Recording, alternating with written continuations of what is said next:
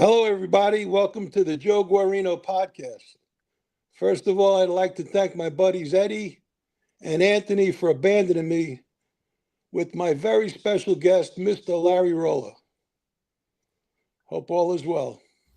Larry? Hi, Joe. That Hey, Larry. was very good. How you doing? I'm doing fine. We got Eddie that just come on. He must have got scared. That he's in the shadow. He looks like the shadow. Lamont Chris. You felt bad, huh? Did you hear that intro, Eddie? Oh, You didn't hear the intro? I heard everything. We thought you weren't coming on. I made a special intro. I know. Thank you for abandoning me. And you and he both have a special guest, Larry Rolla. And there he is. And now I have another guest, Oh, All right. Eddie DeLauro. Take over because I have to lower the light and I have to put the air on. Take over, Joe. Me? take over. Yeah, take over. You raced today, Eddie? No. Saturday and Sunday. Saturday and Sunday? Yeah. That's it.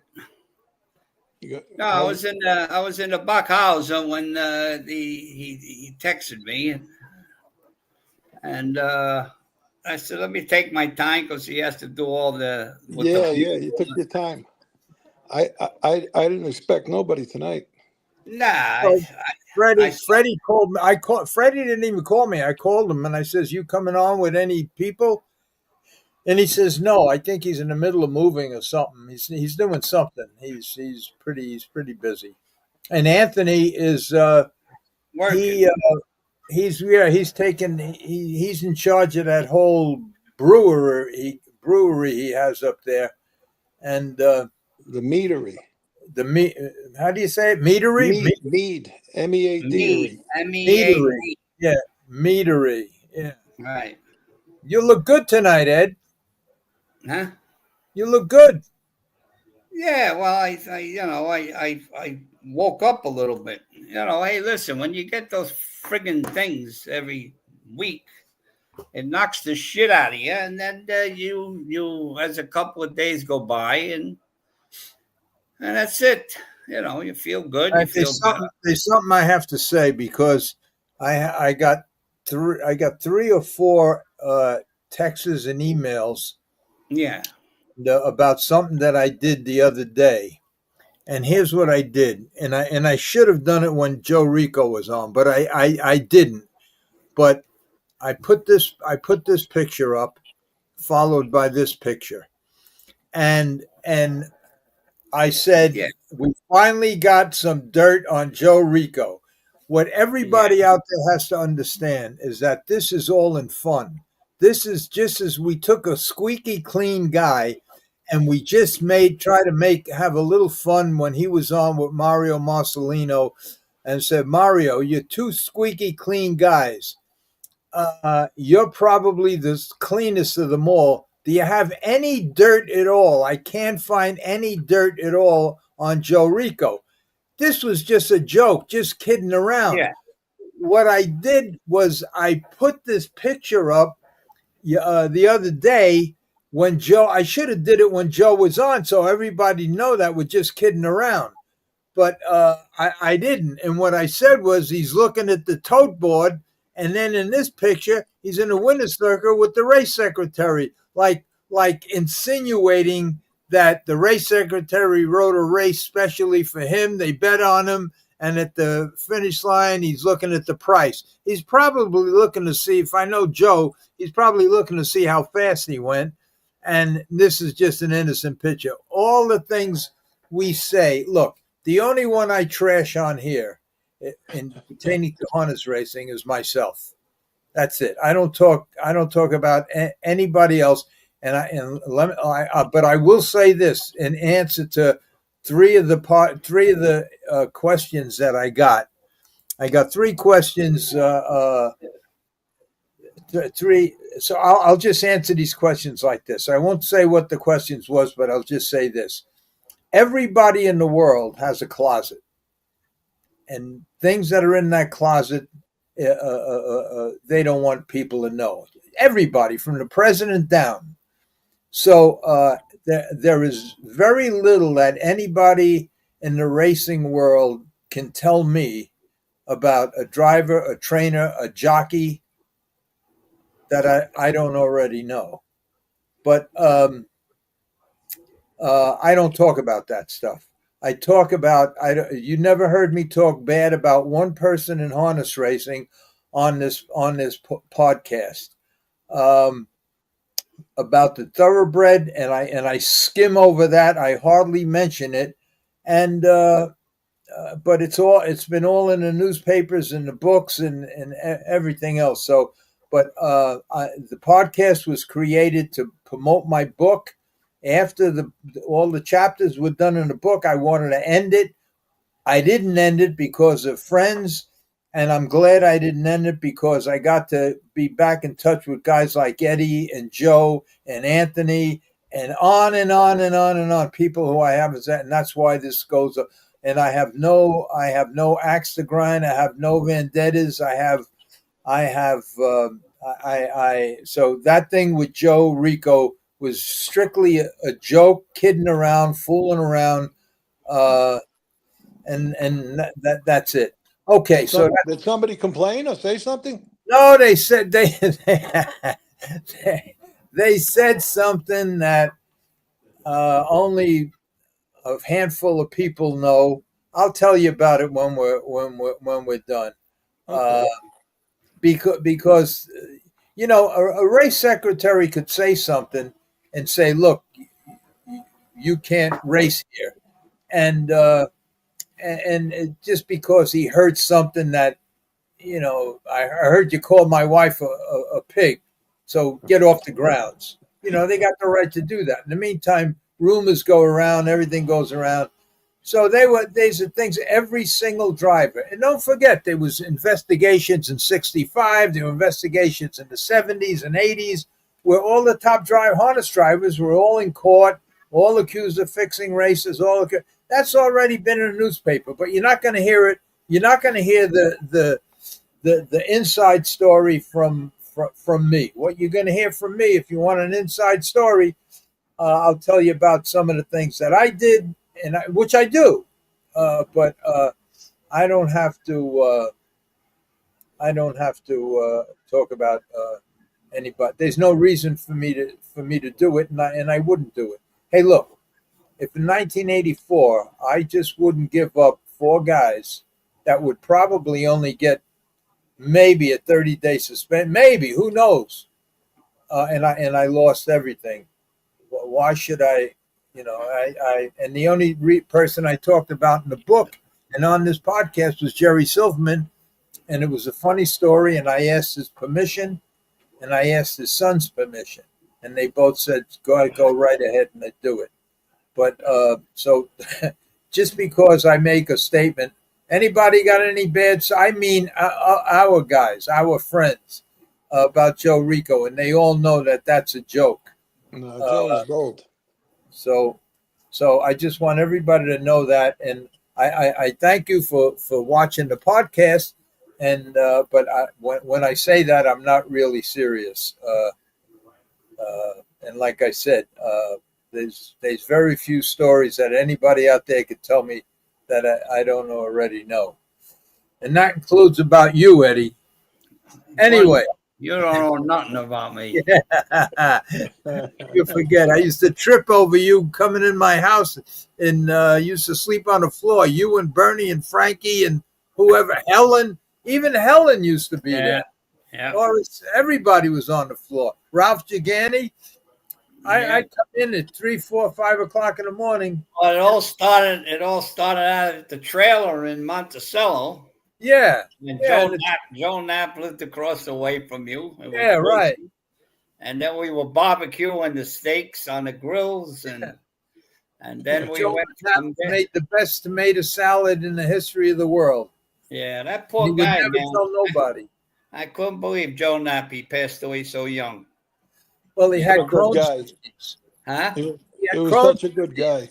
Oh, he was a funny dude, man. Funny guy. He was married to my cousin. Gracie, I see. She retired from Nissan, where I used to go every time to get my car serviced and everything. And matter of fact, every time it was a birthday, I would go there with either a birthday cake or a cupcake. And I said, well, I got up on her desk and I said, I used to be a male dancer. And she used to go crazy.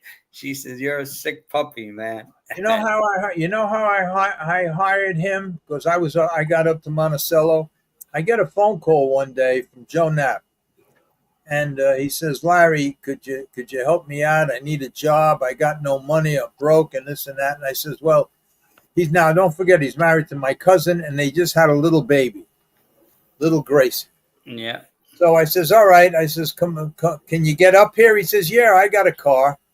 I says, "So okay, come on up here and come right to the stable gate, and then have me paid." So he does that. I go to stable gate when they pays me, and I heard something like a bump bump bump bump bump bump bump backfire and everything else. That was his car. It was smoking like crazy, and I says, "You drove your little baby. The baby must have been months old. And this car was full of carbon monoxide." Anyway, that's how he come to work for me. So I bought him a car. And I think maybe a trailer. I don't. But yeah, right across the way from you. Yeah.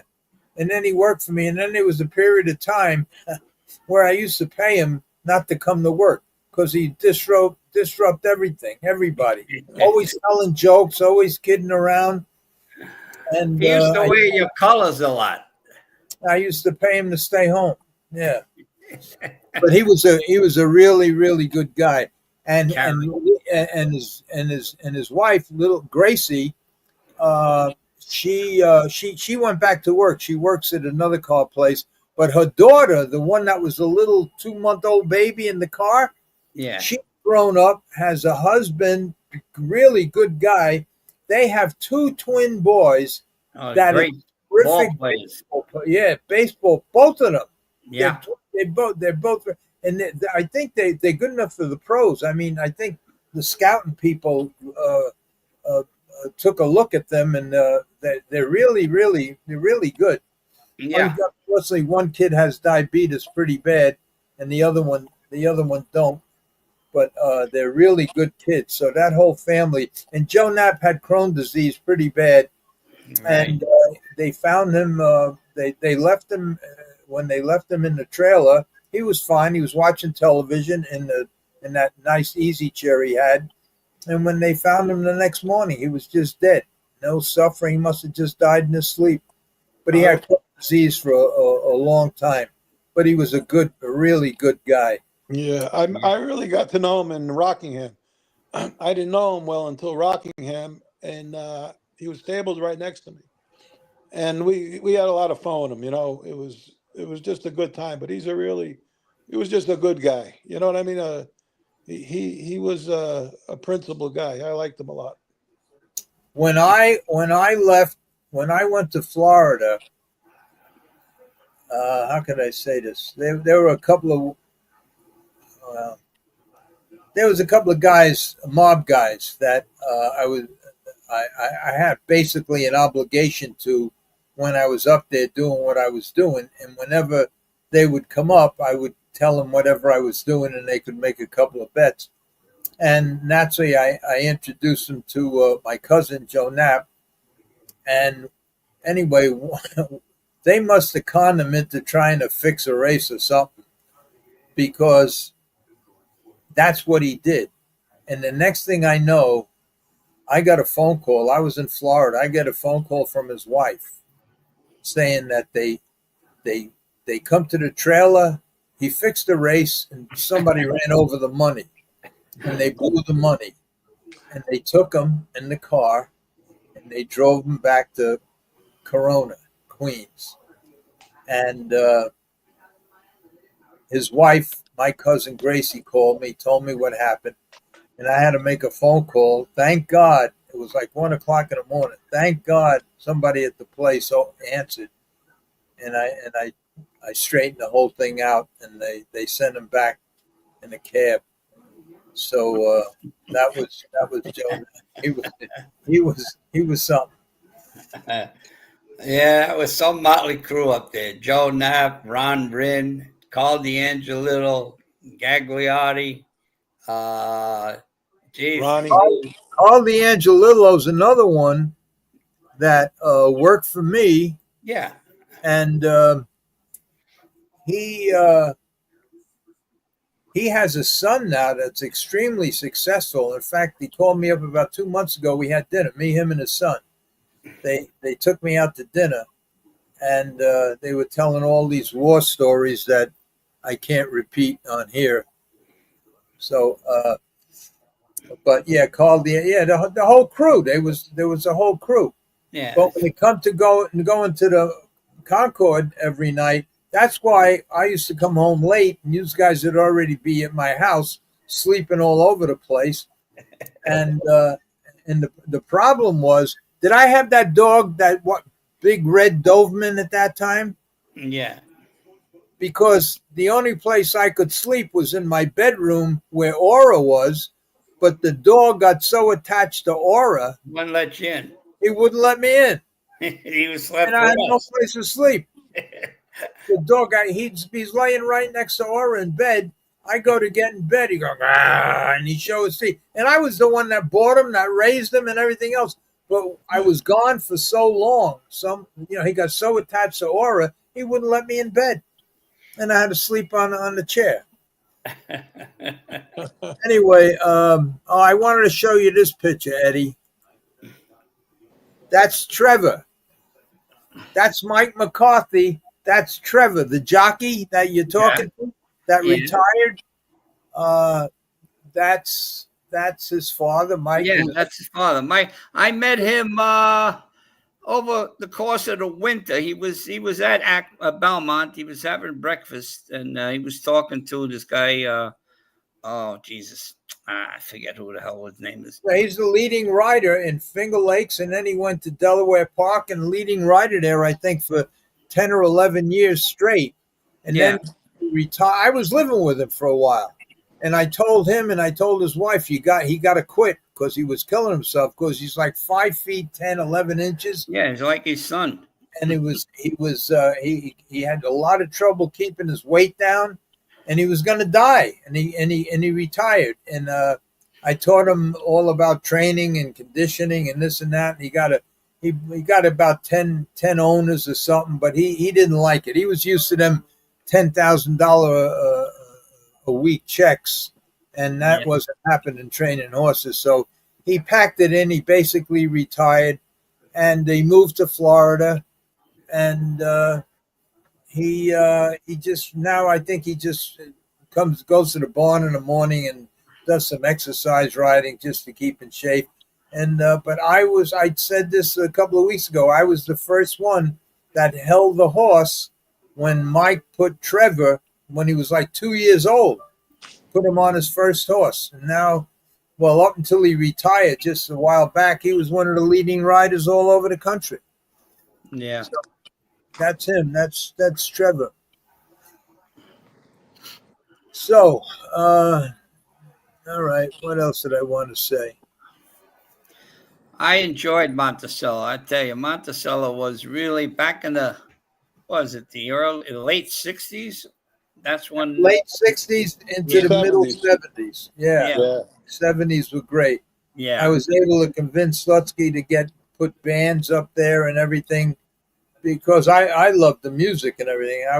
We were able to get the Four Seasons, Tina Turner, everybody, got everybody up there. I enjoyed those shows. I mean, because they had the Broadway play, Jesus Christ Superstar. They had up there. They had all the top bands, and didn't they build the club upstairs? Yeah. When they built that club, I convinced Slutsky to build that club. It was a nightclub upstairs. Right. Because he says to me, you go to the Concord every night. You go to, I think every Monday was Mambo night at the Rolla. I used to go there. And then the rest of the week, So I says, well, open up a disco or something upstairs. And this way, a couple of nights I'll go up there. I'll bring everybody up there. Because I also, on Saturday nights, I used to take over the whole Bon Vivant where you hang out. And I used to bring Danny Lamego and his jumping jack band. And I used to put them in there and then invite everybody from the track to come in. I think I was giving them $5,000 for the night, 10,000. I don't remember, but anyway, so Stucky did build that disco, and that's where I had when Frankie. Remember Frankie, Bernie's cousin, Frankie? Yeah, yeah. When he got out of jail, I had a welcome home party for him. I took over that whole club up there, and we had a welcome home party for Frankie. Before Frankie went to jail, he was in that diner, and a guy paid him to burn down a building, and the girl in the booth behind him heard the whole thing. Yeah, they heard this whole story. She ratted him out. Yeah, and he wound up going to jail. But I got him a lawyer. But that's when he lost the case.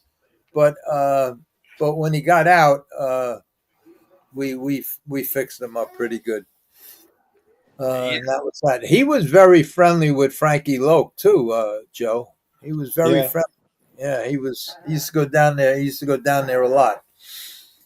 Over down in where Bernie's little bungalow was. I don't know if you remember.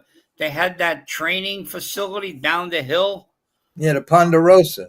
No, the Ponderosa was across by Monticello. I'm talking about over in Pleasantville. They had a beautiful, a wise guy owned it. Frankie worked there. Oh, I don't know. I don't even know what you're talking about. West Pleasantville. That's in Westchester County. No, it's over by even Wurtsboro, Ellenville, yeah. Over the hill, you go down and this big, beautiful home. They had a half-mile track right over by. Oh Jesus, I really can't explain it, but I know Frankie worked there, and it was a training facility, and they had horses there, a lot of trotters. Frankie who? Bernie's cousin. Frankie never worked a day in his life. Well, he ran the place because Bernie lived up on the hill, in that after you and everybody, we all departed, everybody disappeared. Bernie had that little cottage his father built. No, I didn't know that. I was gone, I guess. Yeah, you were gone. You were on the way of doing a moonwalk or something. Yeah. He was doing a pigeon shuffle. The disappearing act he was playing. But that was great times, Monticello. It was really, we had action. We had Concord had the singles weekend. Oh my God, unbelievable. Then I went up there every year during the Westchester County Fair. Yeah, because it was a zoo at the Trad Yonkers, and I used to go up like from April through September. Yeah, and they were the best years of my life, and I had a lot of good years, but they were. Them years that I spent up there were the best. And then when I went to Florida, and Florida was good too. I used to leave the track. I used to stop at the Greenbrier. No.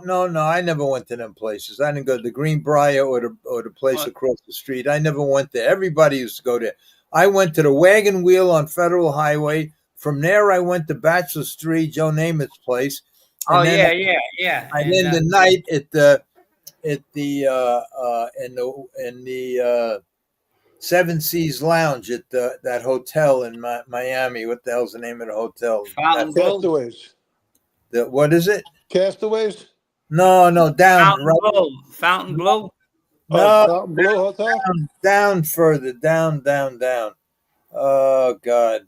I used to go there every night. That's where they had all the acts there. I used to go there. They had a place called the Seven Seas Lounge down the steps. I forgot the name of the hotel. Somebody listening will let me know. Remember the Chateau that was downstairs? They had the club. Yeah, I know the Chateau in Monticello. Yeah. I never went there. It smelled like I didn't like that place. I never. Mildew. Yeah, mildew. Yeah, Yeah, down the carpeting. Yeah, everything. Yeah. yeah. It was. Sylvia and Bernie had it. Yeah. I have to. I'm looking for my friend Eddie from Florida. In fact, he told me to give you a message, Joe. He says that they're opening up a lot of places right where Pompano Park used to be. He says, and you should open up one of the ice cream stands down there. He says the place is going to be mobbed every day. So that was his message for What you. kind of place? They're building everything down there. I told him to call you. I think I told him to call you, but he finally figured out how to get on to watch the podcast, but he can't figure out how to make any comments because then we could talk, but he can't figure it out. And Anthony was trying to help him, but I guess he didn't succeed yet. I'll So get the. anyway, but we'll check on the comments a little later. I didn't know because I found out the last minute. That's when I called you, Joe, that that Freddie wasn't coming on. So I just figure I'd put up a couple of pictures of me with all the trainers, and we can talk about each guy. Remember that guy, Frank Popfinger? Frank Popfinger. Francis Xavier. Xavier Popfinger. Xavier. Yep. He ran the whole show, right, Joe? Yeah, he was the He boss was the out there. kingpin. Everybody thought the red man, but no, it was him. Yeah, FXP. and Buddy Gilmore used to meet him every day in his office in Roosevelt. Yeah. He was a good guy, Frank. He is a good guy. His brother's a little wacky, a little crazy, Billy, but Billy, yeah. Billy Popfinger, yeah, but they were both good guys. But Frank was not wild like Billy. Billy was something. Billy was in that movie picture. What picture was that? Easy Money. Easy Money. Yeah. With Rodney Dangerfield. Richard Dreyfuss. Yeah. Here's Paula Campbell with John Campbell. You're supposed to say, here's Paula Campbell with her husband, John. Yeah, well, I said it the other way around at that affair they had. And I thought she was going to put me up against the wall. She says, I'm not John Campbell's wife. I'm Paula Campbell. And and I said, I am very sorry. And I never made that mistake again. But she's a good lady. She's pretty woman. Very pretty. Yeah, very pretty. In fact, I had a picture with her. I have a picture with her and John at that same affair. I took a picture with her. There's a picture of me and Jimmy Marone. Jimmy, yeah. Rolla.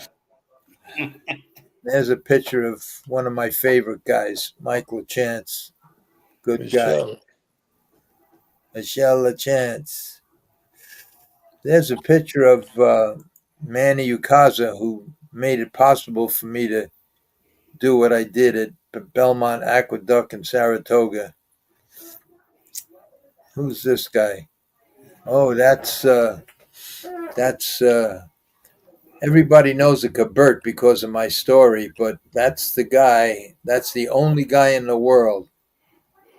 His name is Vincent DeMonica. His street name is Juicy.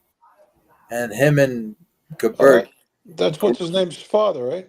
What's his name's father, yeah. Yeah. That was his 90th birthday party right there. And I already got an invitation for his maybe 95th or 98th birthday or something like that. Wow.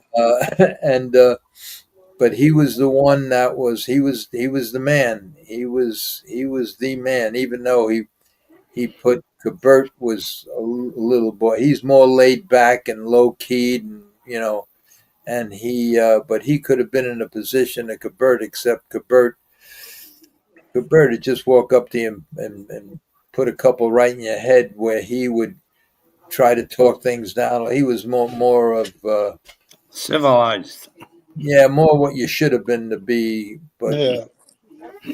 he's a really nice guy. He spent 44 years of his life in jail. 44 years, never said a word. And that was the guy when he come home, he he had nothing. Whatever money he had in the street, that's where he was gone. Whatever businesses he had was gone. Everything was gone. And because of the lifestyle that he led, he had no social security, he had nothing. So I helped him out for a while till he was able to get on his feet. And he come to me one day. I told this story before. He come to me one day, but I'm going to tell it again because I don't care. And he said I met. He used to hang out at Chandelier. It's a catering hall. His friend owned it, and they one day they had a part of a repast in there, and Joe Pesci was there, and Juicy. This guy saved Pesci's life when he was a kid, and he really saved his life. And I won't go into that story because I told it once already. And now they meet, and Pesci, how you doing? He said, how am I doing? I got nothing. They took everything away. I got nothing. And he said if it wasn't for Larry, I used to give him anyway. And Pesci So, didn't help him out?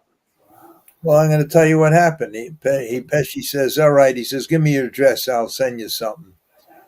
So he calls me up the next morning and he says, come and get me. We'll have breakfast. So I go get him and he says, I saw Pesci. He's going to send me a check. He's going to send me some money. What do you think he's going to send me? And I says, well, the minimum he's going to send you is $10,000. That's minimum. But because you saved his life and you helped him, he basically helped him growing up. You got to send you 20,000. I mean, the guy's worth 30, 40 million. He calls me up about 2 weeks later. He says, I got the check. 500. $1,000. $1,000. I You told him should to have mailed it back to him. I'll give you the 1,000. Send it back to him. Tell him to stick it up his ass. Yeah, that's what I would have did. So He did the same Go thing. get your shine box. He did the same thing with Frankie Valli. Frankie Valli. If you've seen the Jersey Boys, they talk about it right in the beginning when they were all kids, and Juicy was 10 years older than them, or 20 years older than them, and he used to take them on burglaries and this and that. They all wanted to be mobsters, and like in the Jersey Boys, when they got caught.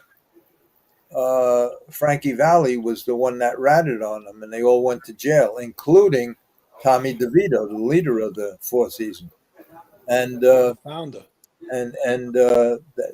because Frankie Valli ratted on him, and so anyway, now you fast forward to when Juicy got out of jail about 7, 8, 10 years ago, after doing 40 something years.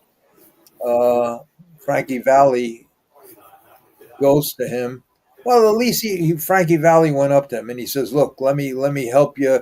I'll give you a job as a bodyguard. As you travel with me. I'll pay you good and this and that." And he declined because first of all, he says that he wanted to tell him to go fuck himself because he ratted on him. But the reason he didn't go was because his wife waited all them years for him. And he was finally home, close to 90 years old, in his 80s. And he wanted to spend whatever time he had left with his wife, who's Yeah, a what kind of really, bodyguard, 90 years old? well, because, hey, let me tell you something. He went to a feast about 8 years ago, about a year after he got out. And he went to one of these feasts and they had a band playing. So he got seats up front naturally. He got seats, and he went to get some coffee or something, and he come out, and there was a guy sitting in his chair, and he says to his wife, "What's this?" He says, "Well, I told him you were sitting here," and Juicy knocked him out. He was almost 90 years old. He knocked him out, knocked him cold, and so that's how Juicy was. He's a no nonsense guy. He's a really good guy. Anyway, that's Juicy, and this is John Gotti. A lot of people ask me. A lot of people ask me. I don't think it's in the book. In fact, I have a book. I got to look to see if I put this story in the book. They want to know how I met him when he bought the horse in '74. But I met him when we were 16, 15 years old. When 16, I was 16 because when I left school, I went to Mid-State Spectre Trucking, and they made me work. My cousin who ran the place made me work. Made me work as the gas man at night for punishment. My mother wanted to punish me, so she made my cousin give me that job. But I robbed everything, and that's the place where I robbed the three trailer loads of Cuddy Sock whiskey, 1,100 cases in each one, and I was able to get rid of them through John Gotti. But I met John Gotti prior to that because I used to rob all stuff from the platform, put it in my truck, and I had a whole garage where I used to keep my stock car. I put the stock car outside, and I filled the whole garage with merchandise, all kinds of stuff, televisions, everything, and trailer truck tires. And that's how I met John. There was a guy in Corona. This was when Tough Tony was still 15, 16 years old that owned the Parkside. Right up the street from the Parkside was another a clubhouse. And the boss in that clubhouse was a guy called Corky. And I got along good with Corky. I was just a kid, but we got along good. And he used to point me in the right direction whenever I had a lot of stuff to sell, and that's how I met John Gotti. And John used to. So I did a lot of business with John for about a year straight. He used to get people to buy all these tires, and then we whack up the money. So that's how I met John, probably in 1956, 57, something like that. Larry, that guy Eddie you're talking about, the guy that is trying to get in touch with me about building the ice cream. Yeah. He just texted me that he said to tell you that he still can't get into the comments, but he sent me a long text. I only can read part of it. Yeah, he's going to give you a message that he's watching, but he can't get in the comments. Yeah, it's sad. And I think you have to be a member of Google or something to join. And he did all of that, but he still can't get into the.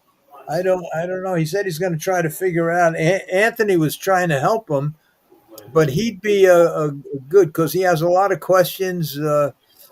He'd be a good guy to have. Well, but anyway, and this is a picture of. This is when they were kids, when they were, that's Joe Pesci and Frankie Vincent. Joe Pesci played the guitar and Pesci and Frankie Vincent played the drums. They worked together since they were kids. Okay, let's see. You know who this is? That's Tommy Riccardi. That's the guy with the Casey crew that killed that guy with a golf club. Yeah, he married Mike Gagliardi's sister. Gagliardi's father-in-law, right? Yeah. Well, he married Mike's sister. Yeah, brother-in-law. Yeah, and he lived with Mike and on the farm, Lakewood, and then he was building a big mansion right next door. He bought the property next door, but that's when the house got surrounded by all the agents, and that's when they took everybody in the witness protection program, and he became an informant. Tommy did, and I don't know. I think he made one podcast explaining why he did what he did, and the simple thing was, he says, "I knew that a gas pipe was going to kill me. It was going to kill everybody from New Jersey, and because he was a madman, and he was correct." he says, well, if I was going to die, he says I was going to choose the way I was going to die. So fuck them. And he became an informant. And that was it. And they went away in a witness protection program. Mike Gagliotti, they scooped him up too. He went with them. But after about a year, Mike come back and says, I can't live in the middle of Nebraska or wherever the hell they were. And he came back, and nobody bothered him. And he had nothing to do with that, even though he was anyway. So that was Tommy. And this is me and Tommy DeVito. That's the guy who invented the Four Seasons. Yeah, the founder. Yeah, that was his 90th birthday party right there. I flew out. I was invited, and I flew out to California, and that's how he showed up for his 90th birthday. It was a surprise party, and but we were Came in all his pajamas. and that's that guy there. I met him as soon as he got out of jail. That guy there, he was on my podcast. That guy was this guy with the hat with the young kid standing up. Yeah, That's him. That's Leon Batts. That was part of the that's Nicky Barnes in the middle, and that's Jazz on the end. And they were the group that came up that I was dealing with in 74, 75, just before they got pinched. And that was the crew and there was one more guy that how I met them when they couldn't get rooms or they couldn't get a seat to see Natalie Cole's first professional performance at the Raleigh Hotel. That's how I wound up meeting them. Anyway, we're just going through these pictures. I'm going to go. There's poor Teddy Wing. That was Teddy was some horseman, man. That was Teddy. Not many people knew he only had one eye. Yeah, Only had one eye. he got hurt in a ski accident. He's the one when I got in trouble in '84. I gave all the horses to Him. Billy O'Donnell, and Billy O'Donnell wound up giving them to Teddy Wing. He called me up. He says, "Listen, I'm not going to train no more. I'm just going to be strictly catch driver. Who do you want to give these horses to?" I says, "Give them to whoever you want. I'm fighting for my life here." And he gave them to Teddy Wing. So let's see. That's the guy that if I raise, that's Alman Asante. Do you see that picture, Gotti, the first picture that it was great. Yeah, that was him that played in that. He's going to play Kabert. If I do the movie myself, I'm going out to California on the 17th of July to meet with the people from Fox. If we don't make a deal, I'm going to try to raise the money myself to make the movie. He's going to play Kabert in the movie if I make it. If I don't make it, make a deal with the Fox people. They have more say than me.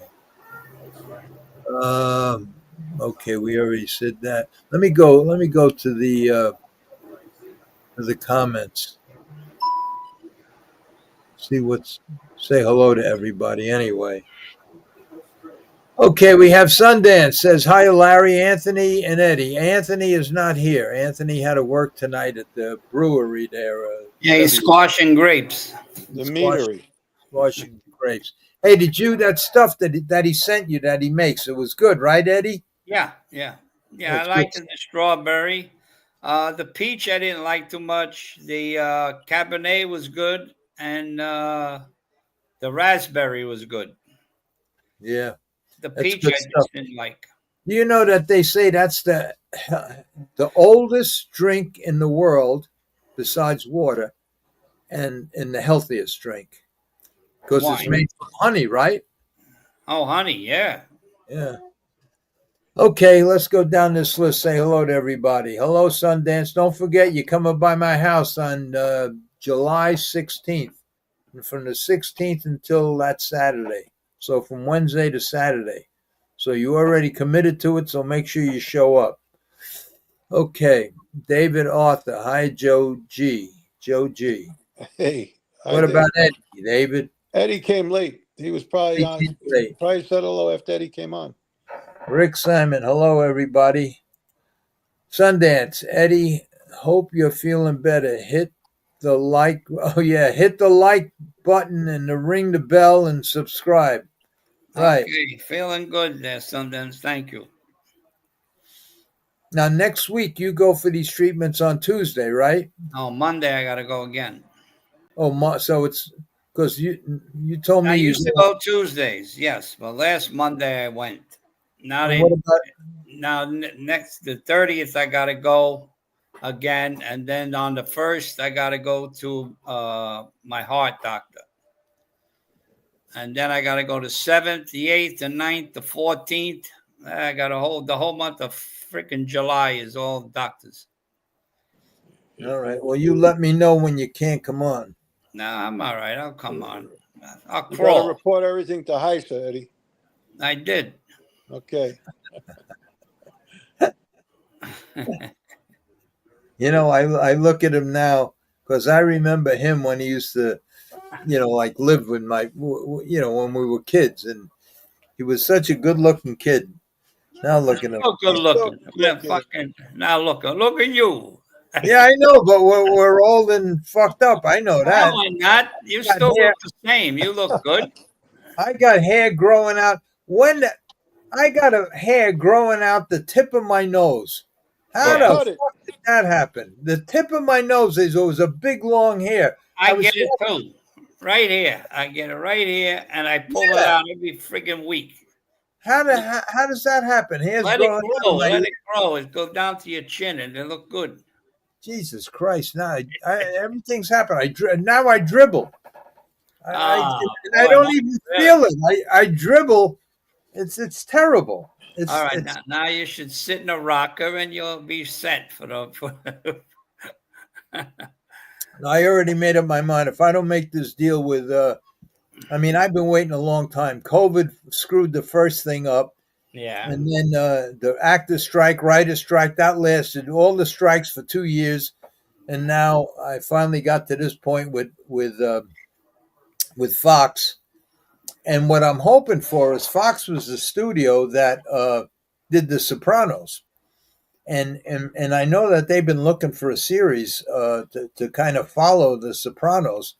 And this has my story, if you really dive into it. And that's why Pileggi and all them guys were interested, because it has everything from The Godfather to Goodfellas to Casino to Wall Street. It has all of them elements, and gambling, all of that in it. And that's why everybody's so excited. But if they make a movie, 3/4 of it gets left out.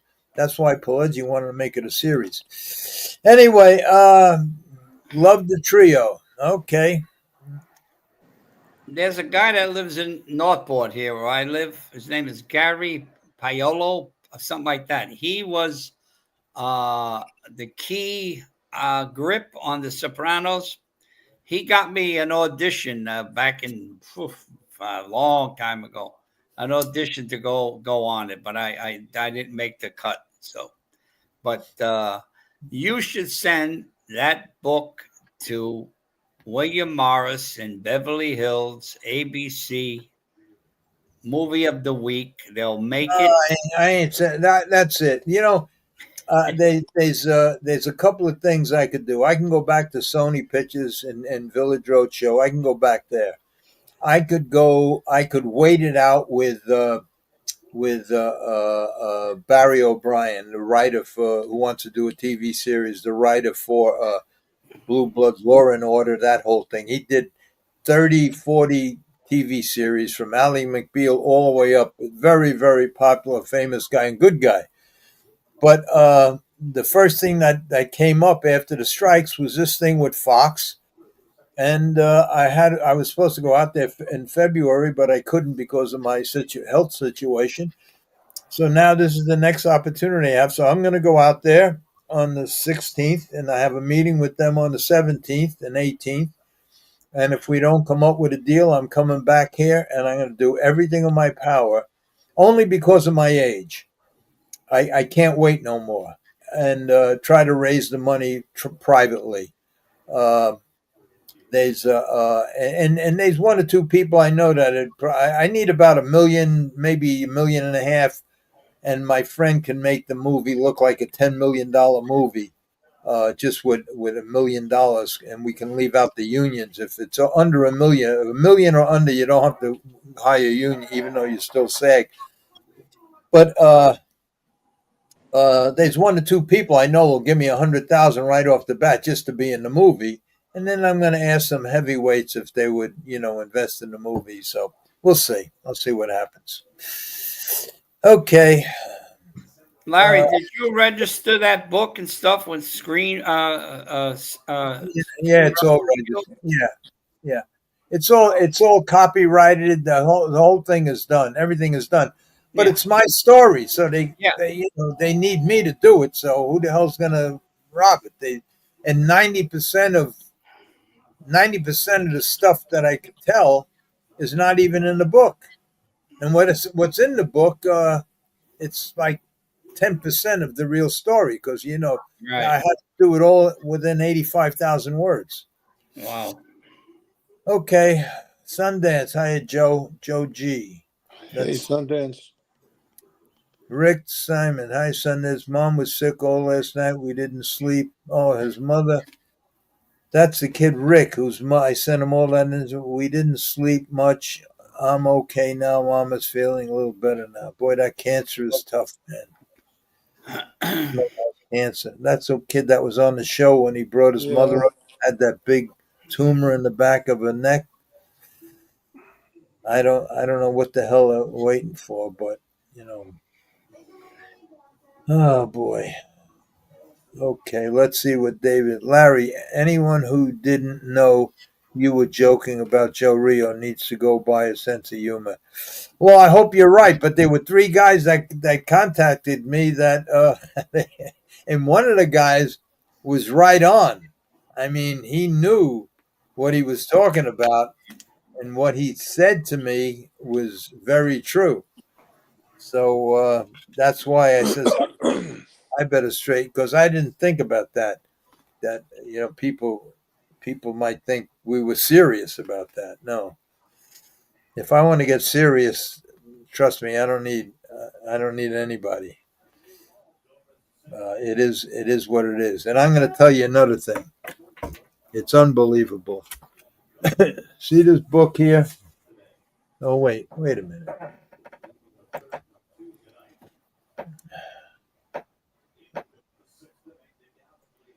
See this book here, Death of a Racehorse? I'm halfway through it. And if you read this book, or let me get that comment off of there. Let me get that comment off. When you read this book and you see she did some job, this girl writing this book, it's unbelievable.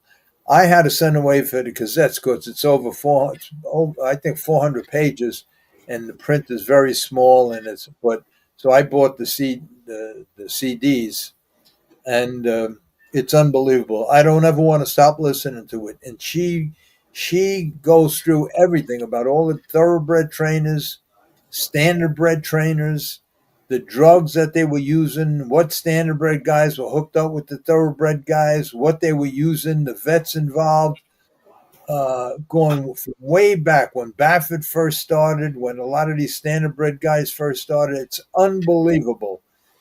And it's all documented and it's all true. And when you read this book, you would say, how could they continue racing horses? How could they continue doing this? So this girl alone here, this Katie, if she wanted to, anyway, it's some book. Okay, let's go back to the comments. Wait, I got to get rid of that. How do I do this now? How do I get rid of that? I know how. Just like that. I'm learning, good boy. I'm getting good at this. You're laughing, Eddie. I'm getting good at this. Every time you say that, I was waiting for me to get put off. All right, now I forgot. You see, I forgot where I was. Okay. Comments right where the kid was talking about his mother. Yeah, okay, I got it, David. Anyone? Okay, this is the last thing I said. Anybody that David Arth, anybody that didn't know I was joking about Joe Rico needs a. You're right, and I hope you're right that most of them knew I was just kidding. All right, Sundance says Eddie, you look good. Sundance, he's married. Eric, Larry, devote part of a show to everybody's worst gambling days. At Woodbine, hit a trifecta 90 to 1, over 80 to 1, over 99 to 1. Long wait after race, declared no contest. What? Larry, devote part of a show to everybody's worst gambling days. That has to be the worst. How the hell do you have a trifecta with a 90 to 1 shot, second an 80 to 1 shot, over a 99 to 1 shot? They must have been some kind of interference or something, and the race was declared a no contest. Oh my God. maybe just 3 horses finished. Yeah, that's the only thing it could be. Yeah. Wow.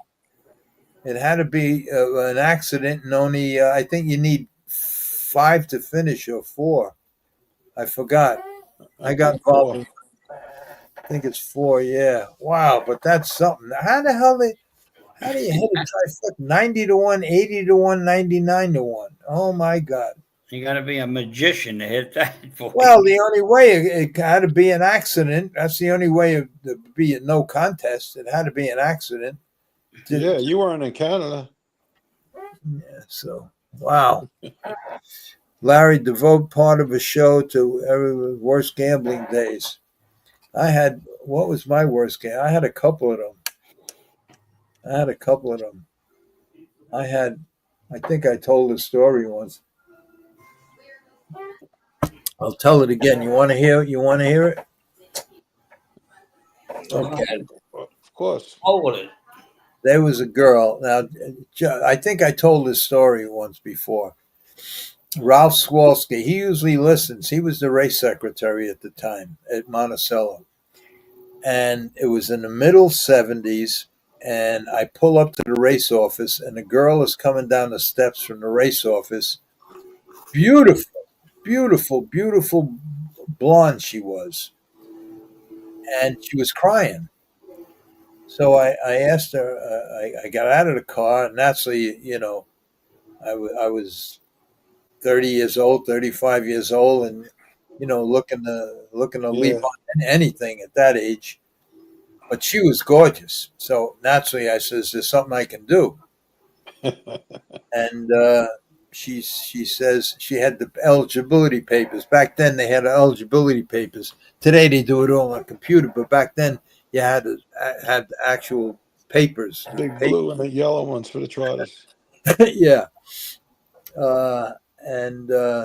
So she was crying. She says, yeah, they just, the race secretary just gave me my papers back and said I can't try to qualify this horse anymore. He says, don't ever bring him back. So I says, give me the papers. I says, wait right here. I says, I'll go talk to Swalski, because I got along with Ralph really good. So I go in there and I says, Ralph, this poor girl's crying. What'd you do to her? He says, you see the lines on his paper? He tried to qualify 2 times. He fell down both times, caused wrecks and everything else. It's his first 2. He had 2 starts. He fell down both times. He's a dangerous horse. He's nuts. So I says, Ralph, I says, look, I says, give me a chance with this horse. He says, not here.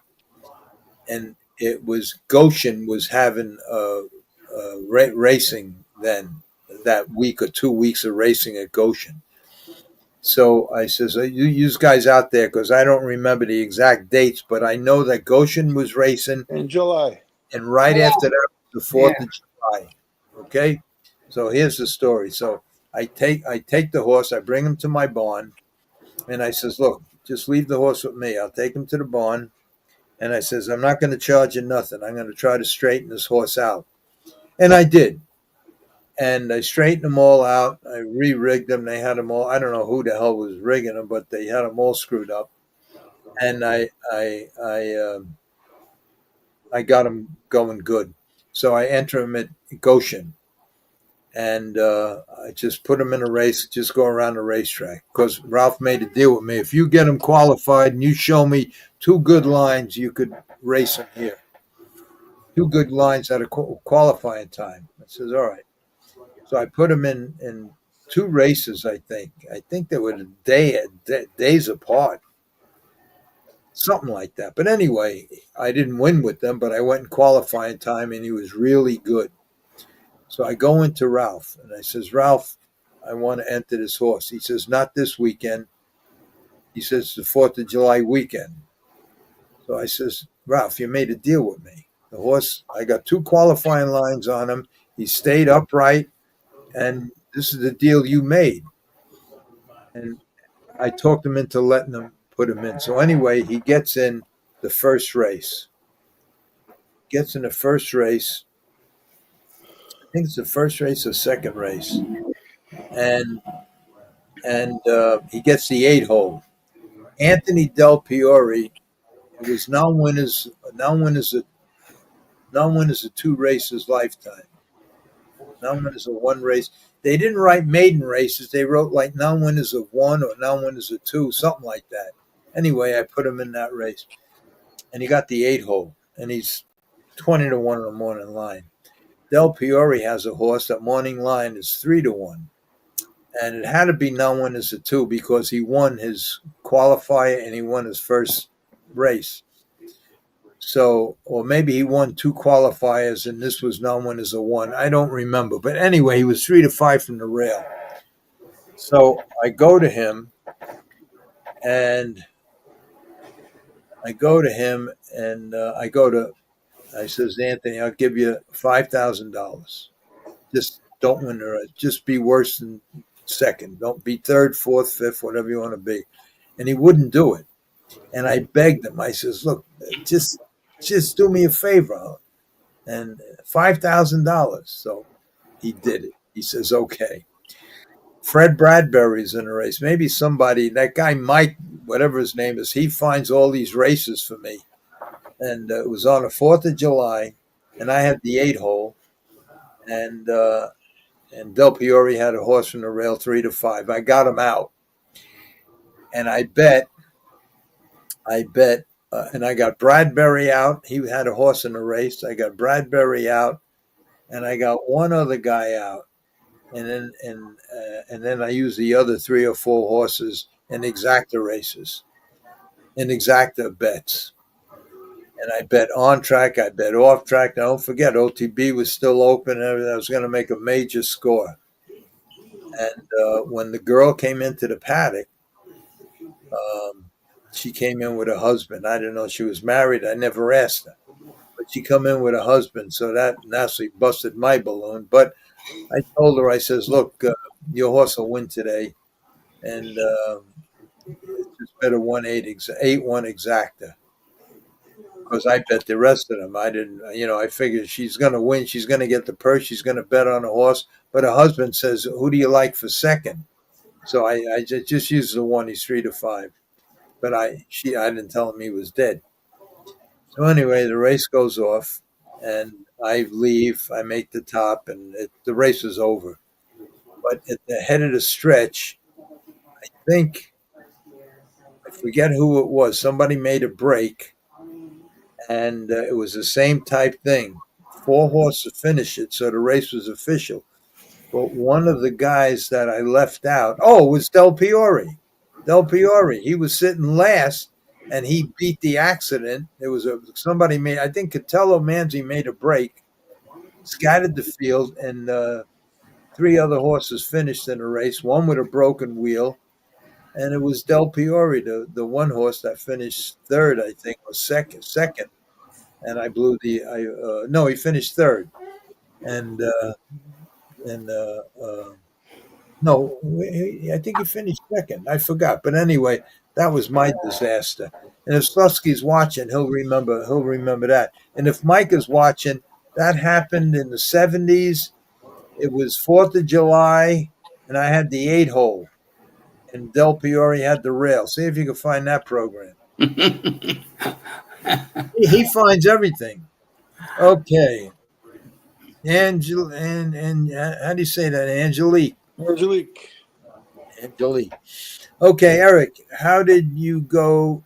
Larry, did you go to Woodstock and see it right down the road? Yeah, I know. I don't go. I don't go to them places. Oh, that was Eddie's thing, not mine. Yeah, I was there.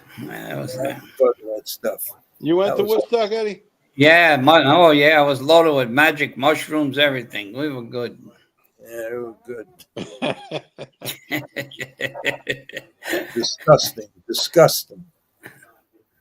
Oh What's God. so disgusting about life? You live it.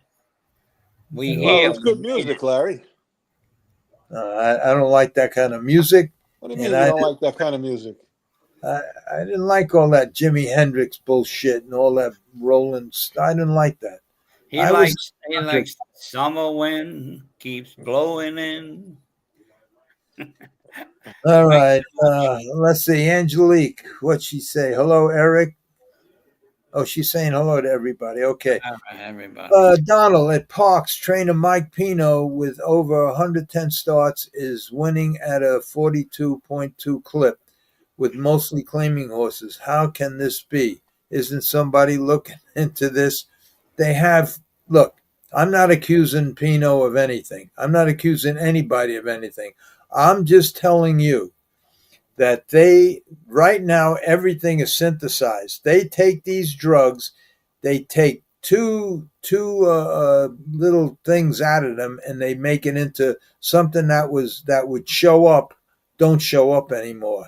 So that's it. That's what they're doing. Everything is synthesized, so you can use. And if they're not once it's synthesized, if they're not specifically looking for it, where if some informant gives them a bottle of whatever, they'll never find it. And that's what's going on up there. And that's why I gave up going there. I told you the story what I had with Peter. We had that trial when I couldn't get his blood count higher than 75, 7 million. I knew, and I tried everything, and it would never raise. And that's a dead giveaway for Epigen or and that's it. And then I told Peter, I says, look, I made a mistake. I should have did my due diligence, and if we were going to get into racing, we should have went to New York where a lot of this stuff is stopped. But over here, it's rampant. So that's it. But look, all these 40%. I was just sent. A thing by Michael that at all the racetracks in the country, all the favorites are winning at almost every track at 40% or higher. All the favorites, and these guys like that have that you couldn't win a race, all of a sudden become 30, 40, 50% trainers. So that's what they're doing. I don't even say it has to be. That's just what it is. They just found an edge that they don't, and sooner or later, bad things are going to happen. Okay, it is Stig's show over now. Oh, he's the one that has the show in the morning and then at night.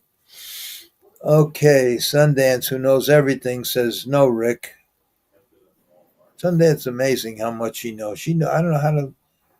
She knows everything. She knows she Eric, got to be there on Wednesday. she got to be next in July. Yeah. Yeah. Okay, when I lived in Maryland, Michael Pino and his brother Mario, the jockey, suspended many times. Yeah.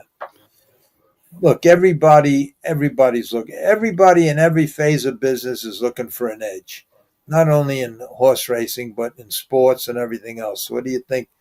Yeah, you all know that everybody's looking for an edge, whether it be baseball and football, or hockey, whatever it might be. They're all looking for an edge. Larry, at Pocono, did you go to the Tamarack Lodge? No, I don't think I did. Did you? Do you guys think Florida will ever build a new? No. Let's hit the like button, please. Jesse Black. Hi, Jesse. How you doing, Jesse? But hit the like button. Yes, hit the like button. Eric, Gary D. The future of harness racing is Kentucky, not Florida. Even Gulfstream will be gone next year. Yeah, Stronach left everything to his daughter, and his daughter is selling everything. So you're right. It just ended, Rick. Okay, so that must be Tommy Striggs they're talking about. Okay, next, Angelique, next beauty contest, you are odds-on favorite. Nice.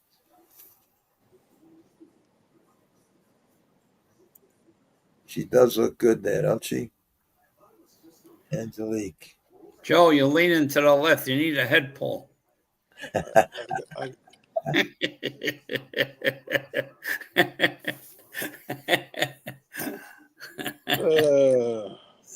Machines. Okay, Sundance. Eddie, you remind me of Nick who's that name? What's that name? Colandrio? Nick Colinario. Whoever that is. Colinario. Who's Nick Colinario. Colinario? I don't know. Is he an actor? I have no idea. Who is he, Sundance? Let's see. Tell your friend Eddie, Larry, he has to have a YouTube login. He has to. Oh, that's for my friend Eddie. In Florida, yeah. Has to have a YouTube login. Yeah. He has to log in to comment. Well, Eddie, I know you're listening. So Rick Simon says you have to have a YouTube login. And that's the only way you can comment. So when you talk to Anthony tomorrow, mention that to him. How do you get a YouTube login? I don't know. I don't know. Okay, what's this say? Sundance, yes, was talking to Brink Armor Guards and told me counterfeit dollars widespread now. I had a fling with counterfeit money. That's how one of my runners went to jail. We got the counterfeit money from Philadelphia. Okay, let's see. we used to have the keys to the parking meters in the Bronx when I was younger, in my 20s. Wow. We used to go out every couple of months.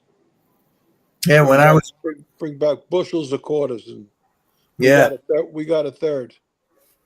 Yeah, I used to do that with the telephones. Dimes, quarters.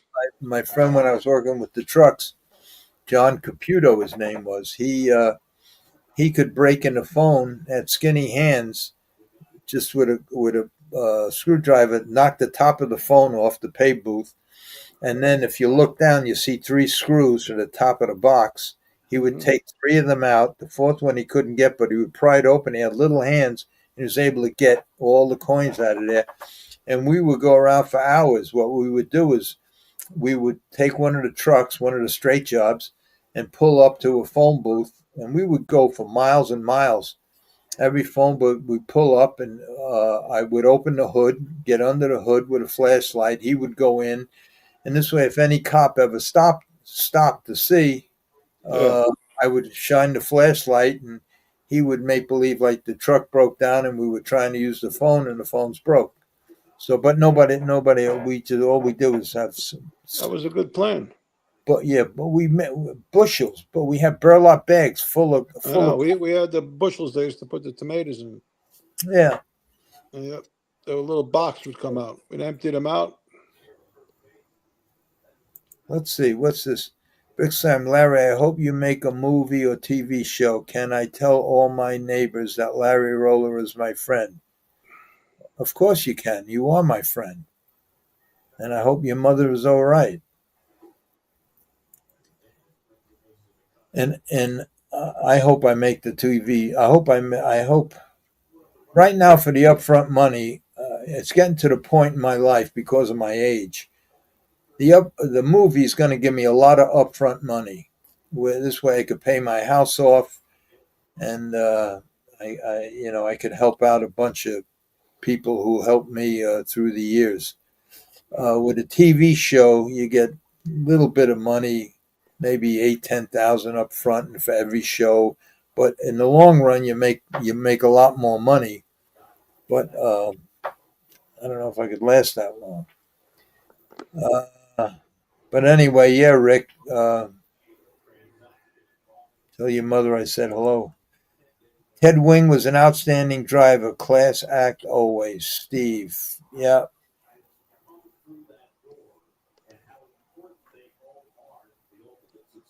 There's a story that goes with Ted Wing, a sad story. I don't know if you know about it, Joe, but I'll tell Yeah, you. I think I know about it. When Holiday Inn, No, the hotel, no. Well, Pat it's a Quaglietta. no. You know Pat Quaglietta? How'd you know? How'd you know Pat? I know Pat. I knew Shit. Pat good. Pat and Mike Santa Maria bought my house in Florida. Yeah, I used to call him Patty Q Link. Yeah, Patty Q. Yeah. Yeah, Quaglietta. I got a good story about Pat Quaglietta too. I got a story about everybody. Mike Santa. He used to chirp, right, Joey, that he trained Wildwood Jim?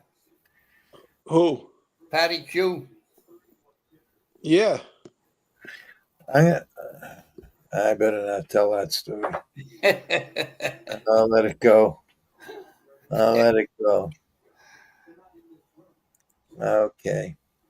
Yonkers had a great crowd Friday nights, fellas. The apron was packed with music and food. Yep. Yes, it was. Hello, Kelly. What's this say, Rick? I'm trimming my nose hair every 2 weeks. Well, I got hair growing outside on the tip of my nose. I just felt it the other day. Unbelievable. And I looked for it and I found it. There it was. It was about a quarter of an inch long. Unbelievable. Pulled so it out. cut it every week and glue it to the top. Yeah. Put on your eyelashes. Now, yeah, that's another thing. How come your whole life your eyelashes never grow? They always stay the same. And then all of a sudden you become 70 or 80 years old and your eyelashes start growing like your beard. You Yeah, mean it your gets eyebrow? like bushy. Yeah. And You mean your eyebrow, not your eyelashes. no, Your your brow. eyebrows. Yeah, your eyebrows. What did I say? Eyelashes? Yeah, No, I meant your eyebrows. yeah, All of a it's true. sudden, my It's true. eyebrows, I got more hair on my eyebrows than on my head. Yeah, it looked And like shadow whole hills. my eyebrows always stayed the same. Now I got hair growing out of my tip of my nose, out of my ears. It's unbelievable. Oh, wait. Okay, what's this? How many horses you got on Saturday and Sunday, Eddie? One on Saturday, one on Sunday. I'm in the 9th race Saturday and the 7th race Sunday.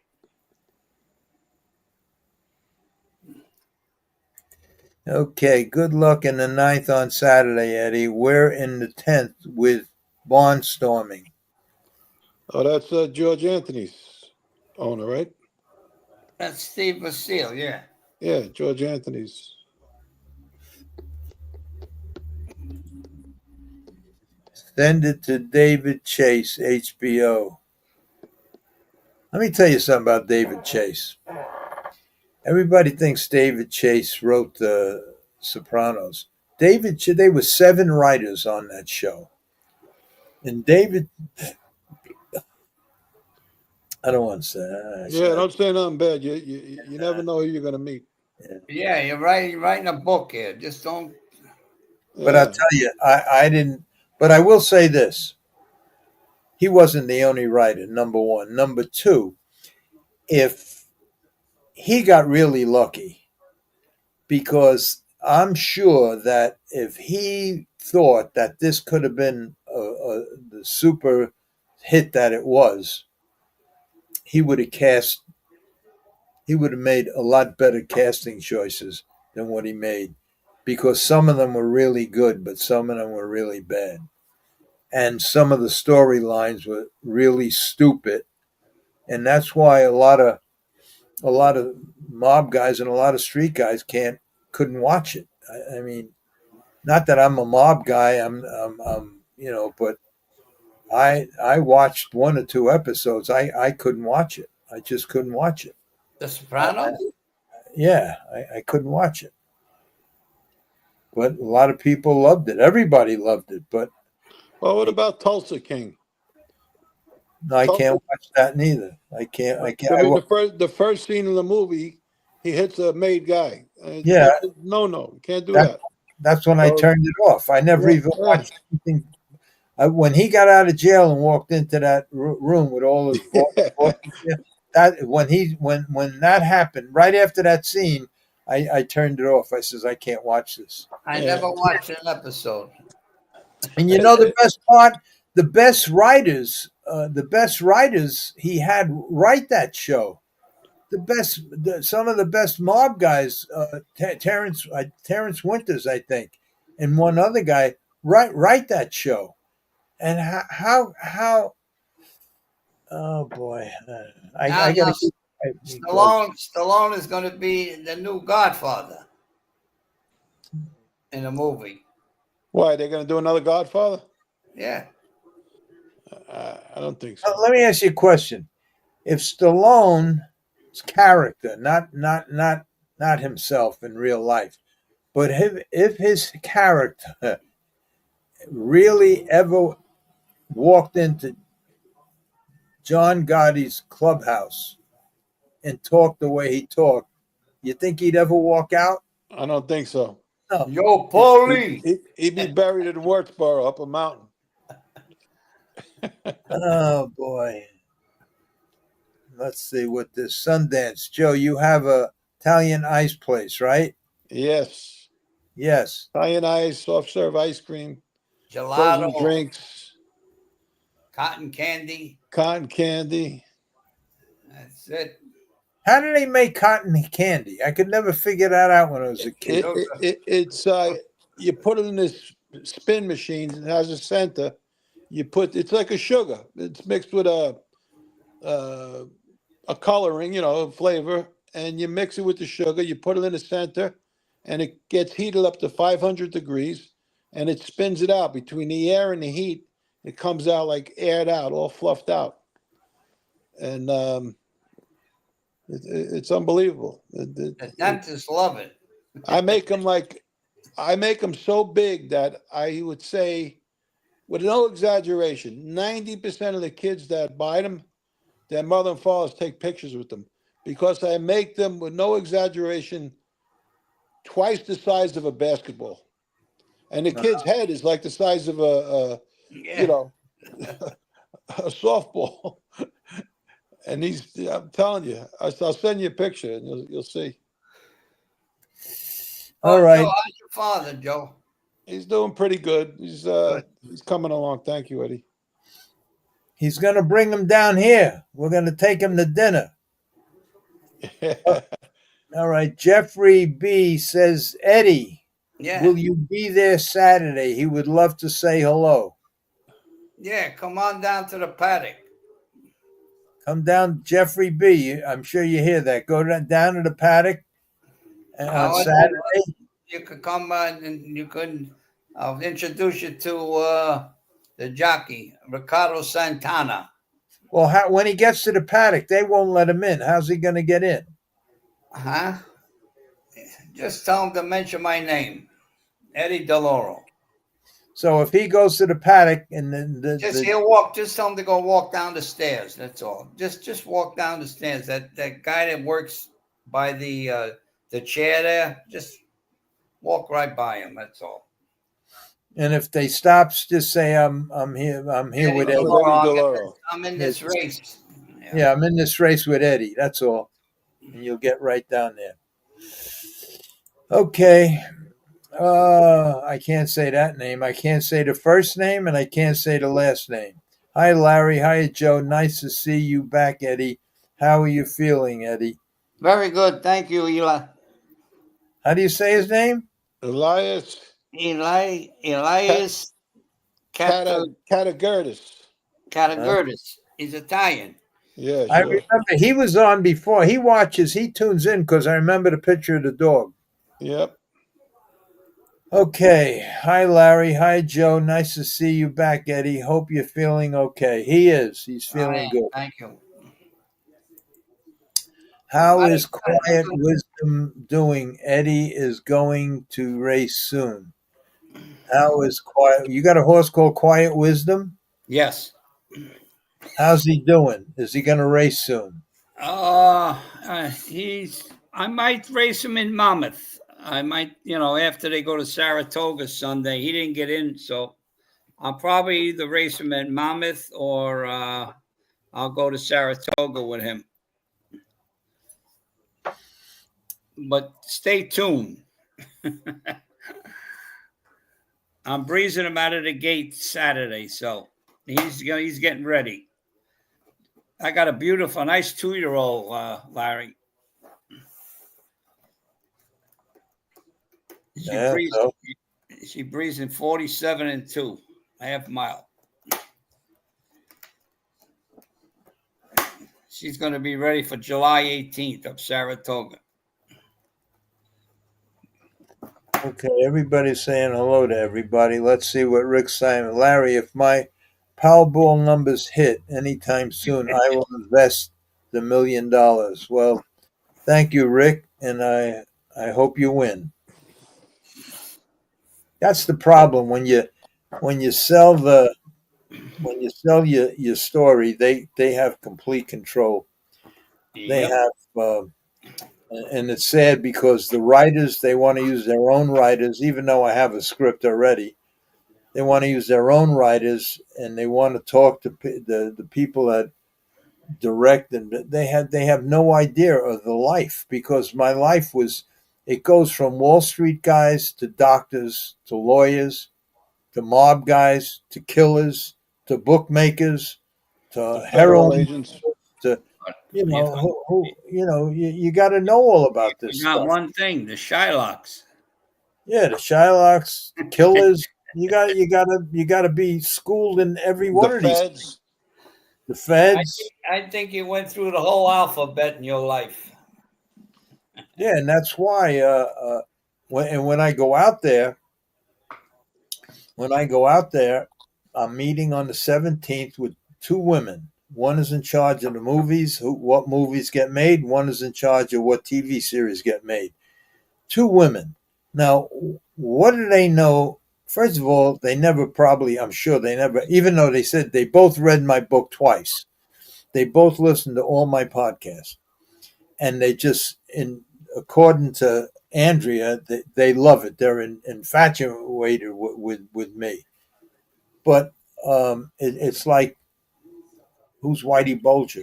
If you don't know Whitey Bulger and you don't know John Gotti and you don't know Frank Collada and you don't know, what good is it? It just becomes a story. It just becomes a story. But there's a big difference if you're going to if you're going to a dance with a Marilyn Monroe or you're going to a dance with a vampire.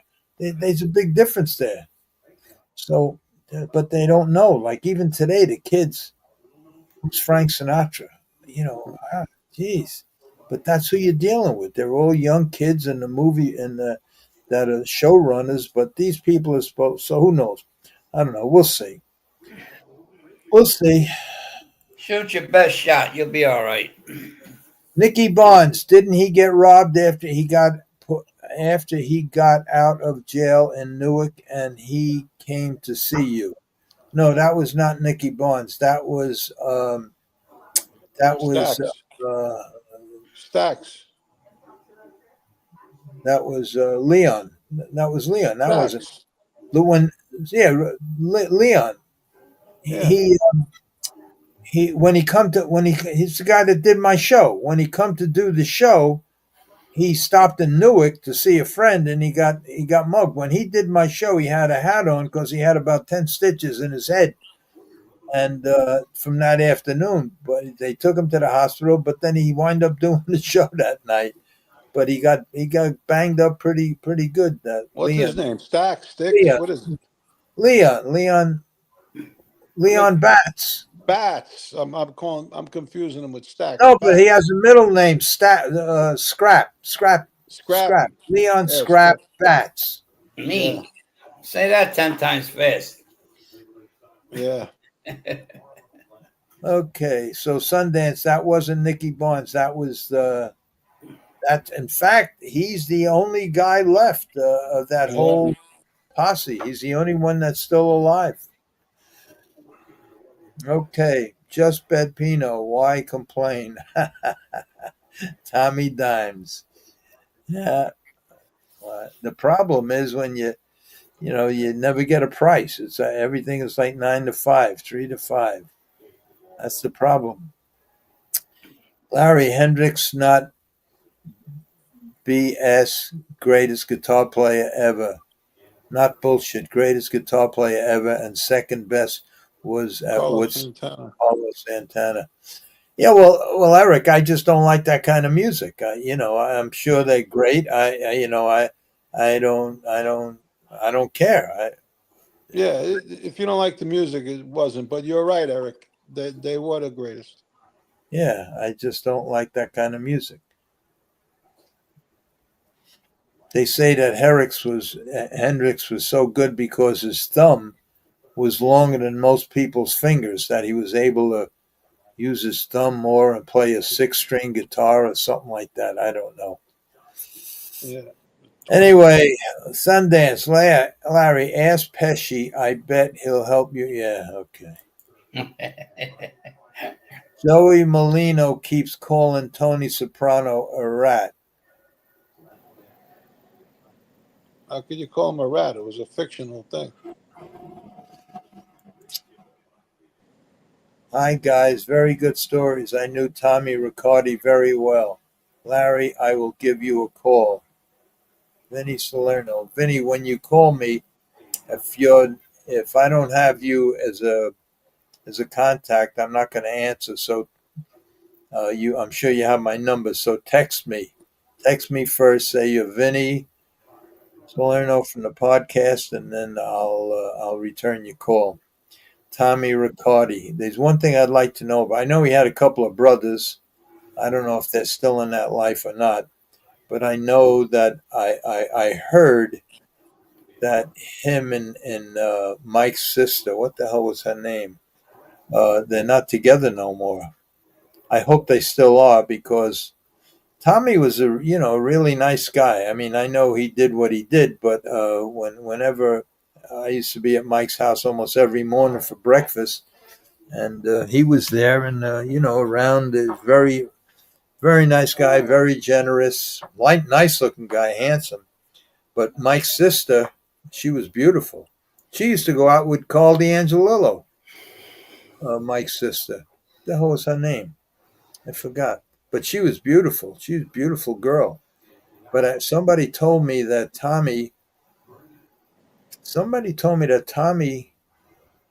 was, that they're not together no more. I hope they are, because they're two good looking people and they got along well. But anyway, maybe Vinny, if you know that, you could fill me in on what happened. I know that Mike's the hell was her name now? Simone Kruger. They had a couple of kids too. I can't think of the baby's name. I don't know. But yeah, Vinny, text me.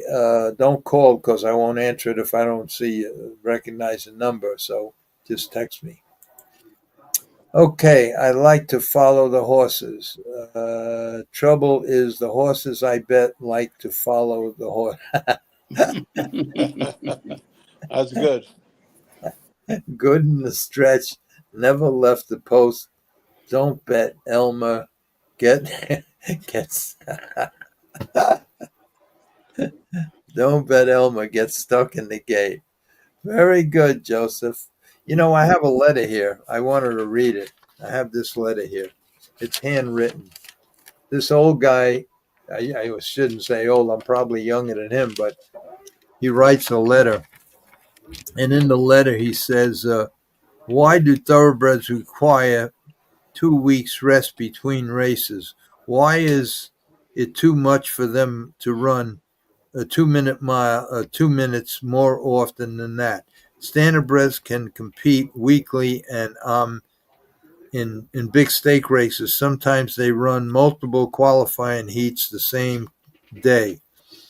I wish Mr. Mott had gone for the triple threat. He would have won. Okay, them are three good questions. But every time I try to answer that question, I get bombarded with some guys say I don't know what the fuck I'm talking about. The problem is I do know what I'm talking about, and the reason I do know is because I trained both of them, and I trained both of them at the same time. And I was able to recognize through years and years and years of experience that what thoroughbreds I could train a little bit more aggressively, and what horses needed a little more time or a little more work. I knew the difference, and that's from thoroughbreds to standardbreds based on the breed, based on the lameness factor, based on their weight, their size. A lot of things you base a lot of things on. And the problem I see with I just got a mosquito in here. Most of these, if you go to a thoroughbred track, you basically see the same thing. And Eddie, maybe you could tell if this is right or wrong, because maybe now it's changed because I've been out of it a long time. You see basically the same thing. WWW, jog, jog, JJJ, WW, jog. It's basically the same for every horse. 3 days after they race, walk, walk, walk, walk. Then Yeah. jog, then J. It's the same thing for every horse. And Yeah. if you see the first horse could be a 3-year-old stud horse that weighs 1,200 pounds. And in the second line, it could be a 3-year-old filly that weighs 900 pounds, but yet the work schedule is the same. Then it goes on a pony, pony, pony. If the horse is a little rough and your riders won't ride him, then they pony him. When they pony him, they'll only go a mile. Maybe if you get a good pony, a girl that or a guy that ponies them, maybe they'll go 2 miles. If not, they'll just go a mile. And then the real tough ones, they just shed row them. I mean, it used to drive me crazy. There is no reason why you can't take a 3 or 4-year-old 300-pound that's stud horse that's jumping out of his skin and just jog him 4 or 5 miles and gallop him a mile. After the first week of that kind of stuff, they'll be fit. And the worst thing in the world is a horse that's not fit, that starts slipping and sliding at the end of a mile. That's what breaks horses down, slipping and sliding. We're eliminating the drugs that are draining all the calcium out of. We're eliminating the drug. I'm just talking about normal horses with no experience with drugs and anything else. But slipping and sliding breaks down more horses than anything else. Lack of conditioning, The funny part is, Larry, that I was in the trotters for 28 years, and I went to the thoroughbreds. Not that I'm really a successful trainer, but I do hold my own against the big boys, but because I use the trotter mentality. I mean, I do train these thoroughbreds almost not the same as you do a standardbred. I mean, I jog sometimes horses 2-3 miles. I'll gallop them a mile and a half, and I'll jog them a mile and a half. I try to condition them by breezing them very rarely, not constantly, and I do race them within a 10 to 14 day period. And matter of fact, my friend had a horse race, say last Sunday, and he said, "I'm going to use your mentality. I'm going to race this horse right back because he ate, he's sound, and the horse win by 10 in 7 days." So it's their ability and it's how you take care of their soundness and everything else. But You If know they're what? happy and they sound, race them.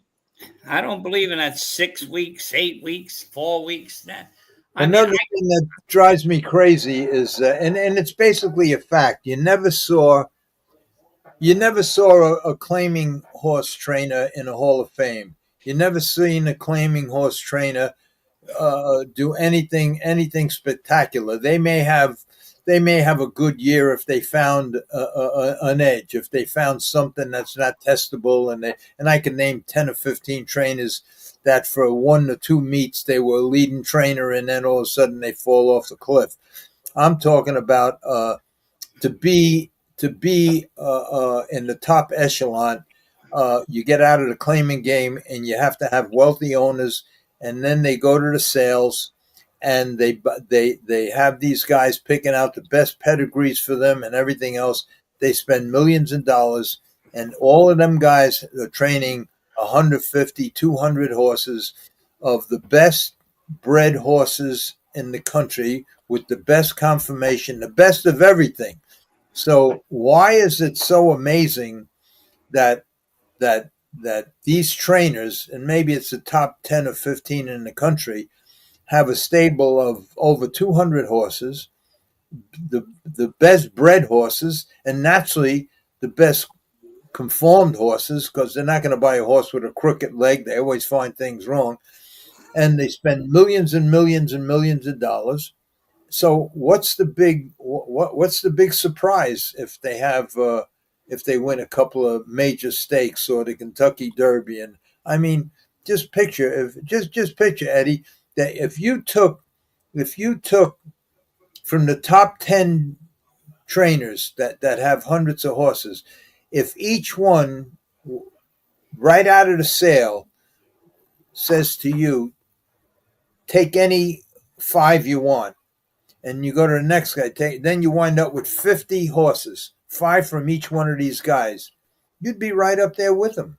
You'd be right up there with them. of course, you know what I tell. The thing I don't like is that they send these things away to farms that break them, and the trainer who pays all this money really has no. I mean, he's in the hands of the Philistines. Hopefully, like Linda Rice, she has her family Yeah. breaking them things. So it's a real, it's a captive audience there. They have it's a whole good network there. But some of these guys, they just, well, I tell most of those guys, I says, anybody could take a good horse and look good, but take the shit that I got and see what if you can look good. Because you don't have one set of piss stains on your knees. You don't. They aggravate the shit out of me, and that's why I call them suit and tie trainers, because well, it's true. Well, it's true.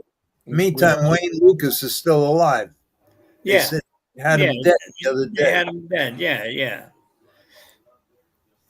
Vinny, hi guys, very good stories. I knew Tommy Riccardi. Okay, we already got to that one. Hi, happened to Norman Brill. What happened to Norman Brill? I have no idea. That's Crazy Eddie. He was with who was he with? Norman Brill was with Hotline? No, Tom Foster. Norman Brill. He had all the Bell's horses. Yeah, he He was got the involved for something in the pornography industry. he was the original Crazy Eddie. That's who that Norman was? Brill? Yeah. Yeah. Yeah, he had a toy factory, and then he got involved with other stuff and went to jail. Yeah, he went to jail, right? Yeah. Yeah. Okay, Joseph, this is the same guy that said before. Is this? Did we see this one? Don't bet on Elmer. He gets stuck in the gate. Yeah, we read this one. Right. Yeah. How the hell did he? I know Joe, but Joey said it a few times on the show. He said it's this past Tuesday. I know Joe, but Joey, I don't know. I don't know what that means. Okay, no Hendrix. No, Hendrix was great because he was left-handed and played guitar upside down. He I played the saw that. national anthem with his teeth. Unbelievable. You got to see that video. He plays the national anthem with his teeth. I'd rather see Sinatra. I know, but I'm just telling. The guy was good. Oh, I got a message. Maybe this message is Maybe it's from Liza Minnelli. Yeah.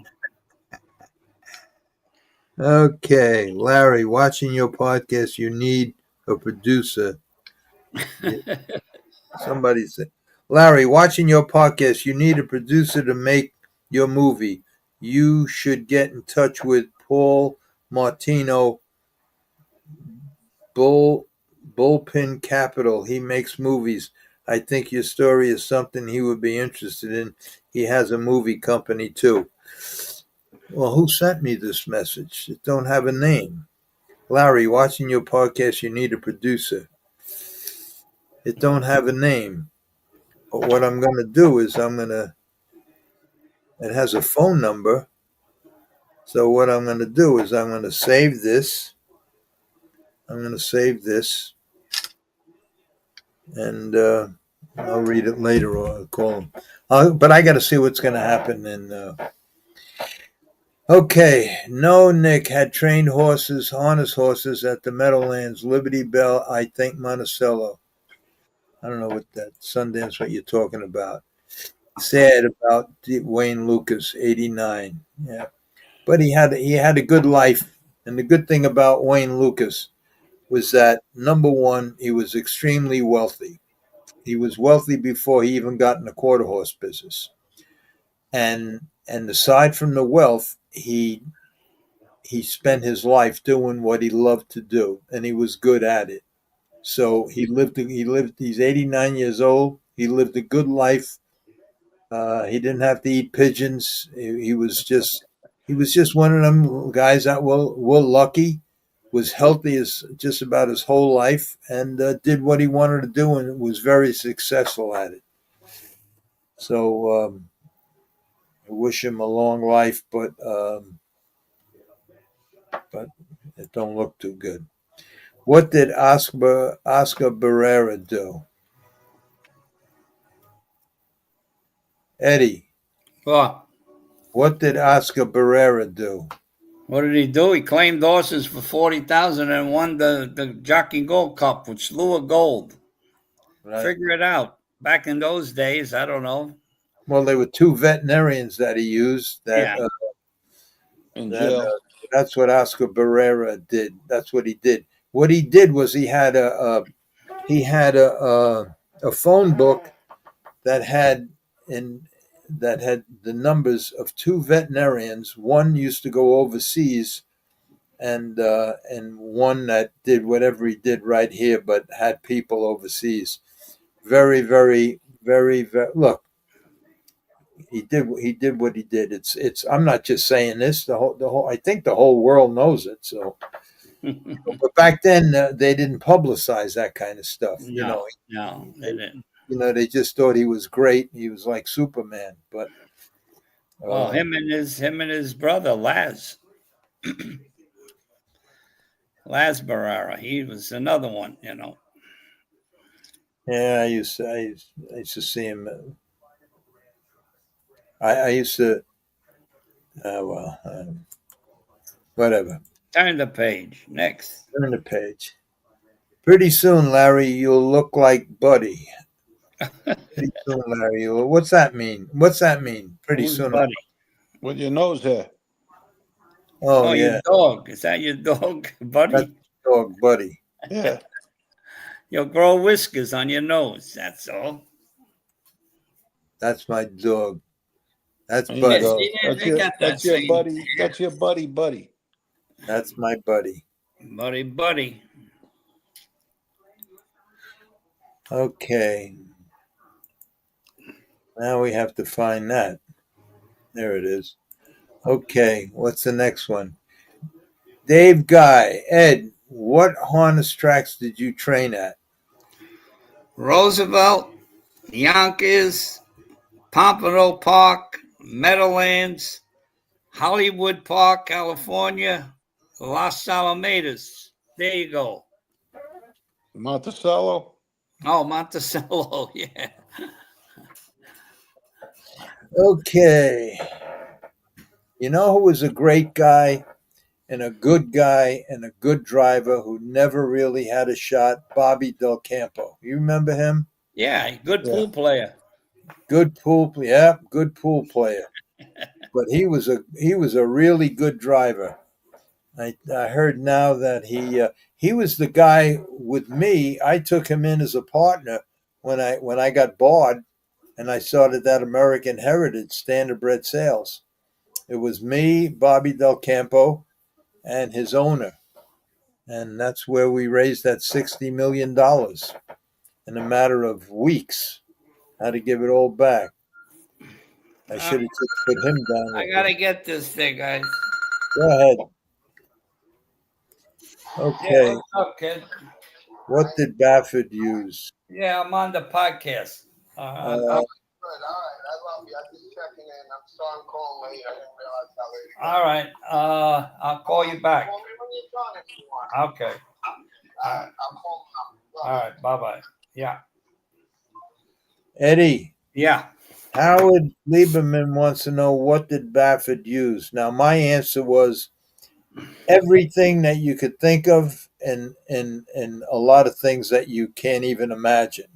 Just think of the kitchen sink, and if it's full with. Okay, Stanley Kaufman.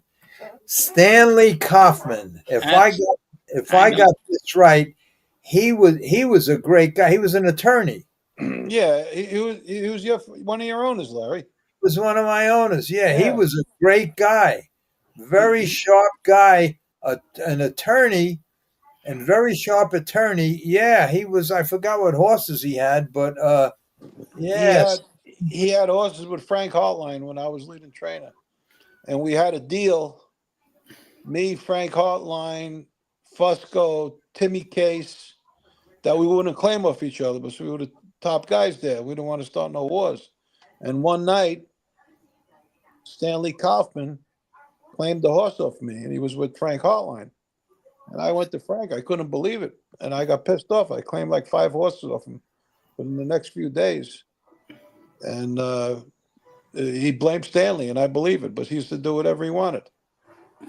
He was an attorney. I remember he was a nice guy, but he broke our handshake. We had a handshake deal for years. I remember he was like a nervous wreck all the time, if I remember right. Always walking and talking fast, but brilliant guy. Yeah. Yeah, I remember. Howard, how do you know him? Are you related to him? Anyway, he was. He was. I had horses with him. I don't remember where, when, how. I thought that was Stanley Kaufman. I thought that was Ian Kaufman's father. No. Okay, Manny writes, how are you doing, Larry? I am a young guy in the game. I heard what you had to say about Frank Unati. I had a couple of horses with him when he passed. I actually had horses with him since my 20s. Well, I wish you luck. Frank was a good kid, an honest kid, and who he did it his way with just hay and oats, and could have been, for as hard as he worked and as long as he was in the game, he really loved the game, and he was really good. But unfortunately, he wouldn't he just wouldn't do what you had to do to win races, and it wasn't a level playing field up there. And I tell you, I tried to corrupt him. He was uncorruptible. You couldn't get to him. I tried. I knew he was struggling for years and years and years, not doing well, and I tried to I tried to tell him, but he just wouldn't budge, and he just did a great job, but unfortunately, he raced the horses where they truly belonged, but he was racing against horses that were loaded up, and he really had no chance. He read my book, and that was the last time I spoke to him. He wrote a really nice comment in the comment section for the book, and and he says, I know Larry for a long time, and no matter what he did, you could never hate the guy. I try to help him out. I knew he wasn't doing good, and I says, look, you're not going to be there anyway. You're going to be fifth or sixth, so why not take 500? You're going to. He wouldn't do it. He wouldn't do it. Good guy. And I wish you luck, Manny. If you're still in the business, wish you luck. Tough game. Okay, let's see what this one says. Larry, your book will be a great movie, story sad and interesting. You could have been anything you choose. Story, ISOS. I don't know what that means. Okay. Well, thank you, Howard. Thanks. Manny, again, I am 42 now, and when I got into the baby game and bought some expensive horses, Frank was such a good guy and a father figure to me. He said, give these horses to Ray Schnichter. Guy was so honest. He was a good guy, Frank. Good guy. You know what's unbelievable? And I found this out because, like I said a million times, I've been around a long time and not only just been alive, I've been involved in a lot of different things with a lot of different people. And when you're young, you really believe that if you're a good person, all good things are going to happen. And if you're a bad person, bad things are going to happen. And that ain't true. I know some of the biggest scumbag jerk offs that never get sick, that are in their fucking 80s and 90s, and everything good happens to them, and they're the worst fucking people in the world. And then you get a guy like Frank Unati, who's just a good kid and would help anybody. He gets sick, and that's just two examples, but that's the way the world is. You say, well, someday he'll get his. You say, well, yeah, that guy's a real asshole. You see what he did? He robbed his mother. He did this, and God will punish him. In the meantime, the fucking guy's 98 years old on his fucking yacht, and he never was sick a day in his life. So, Eternally is forever. He'll pay the price if he for what he did. Okay, Shifty Sheik. Speak. Look, slew of gold in the eye. Cadero almost jumped out of his saddle in the mud. Yeah, that was Oscar Barrera's horse.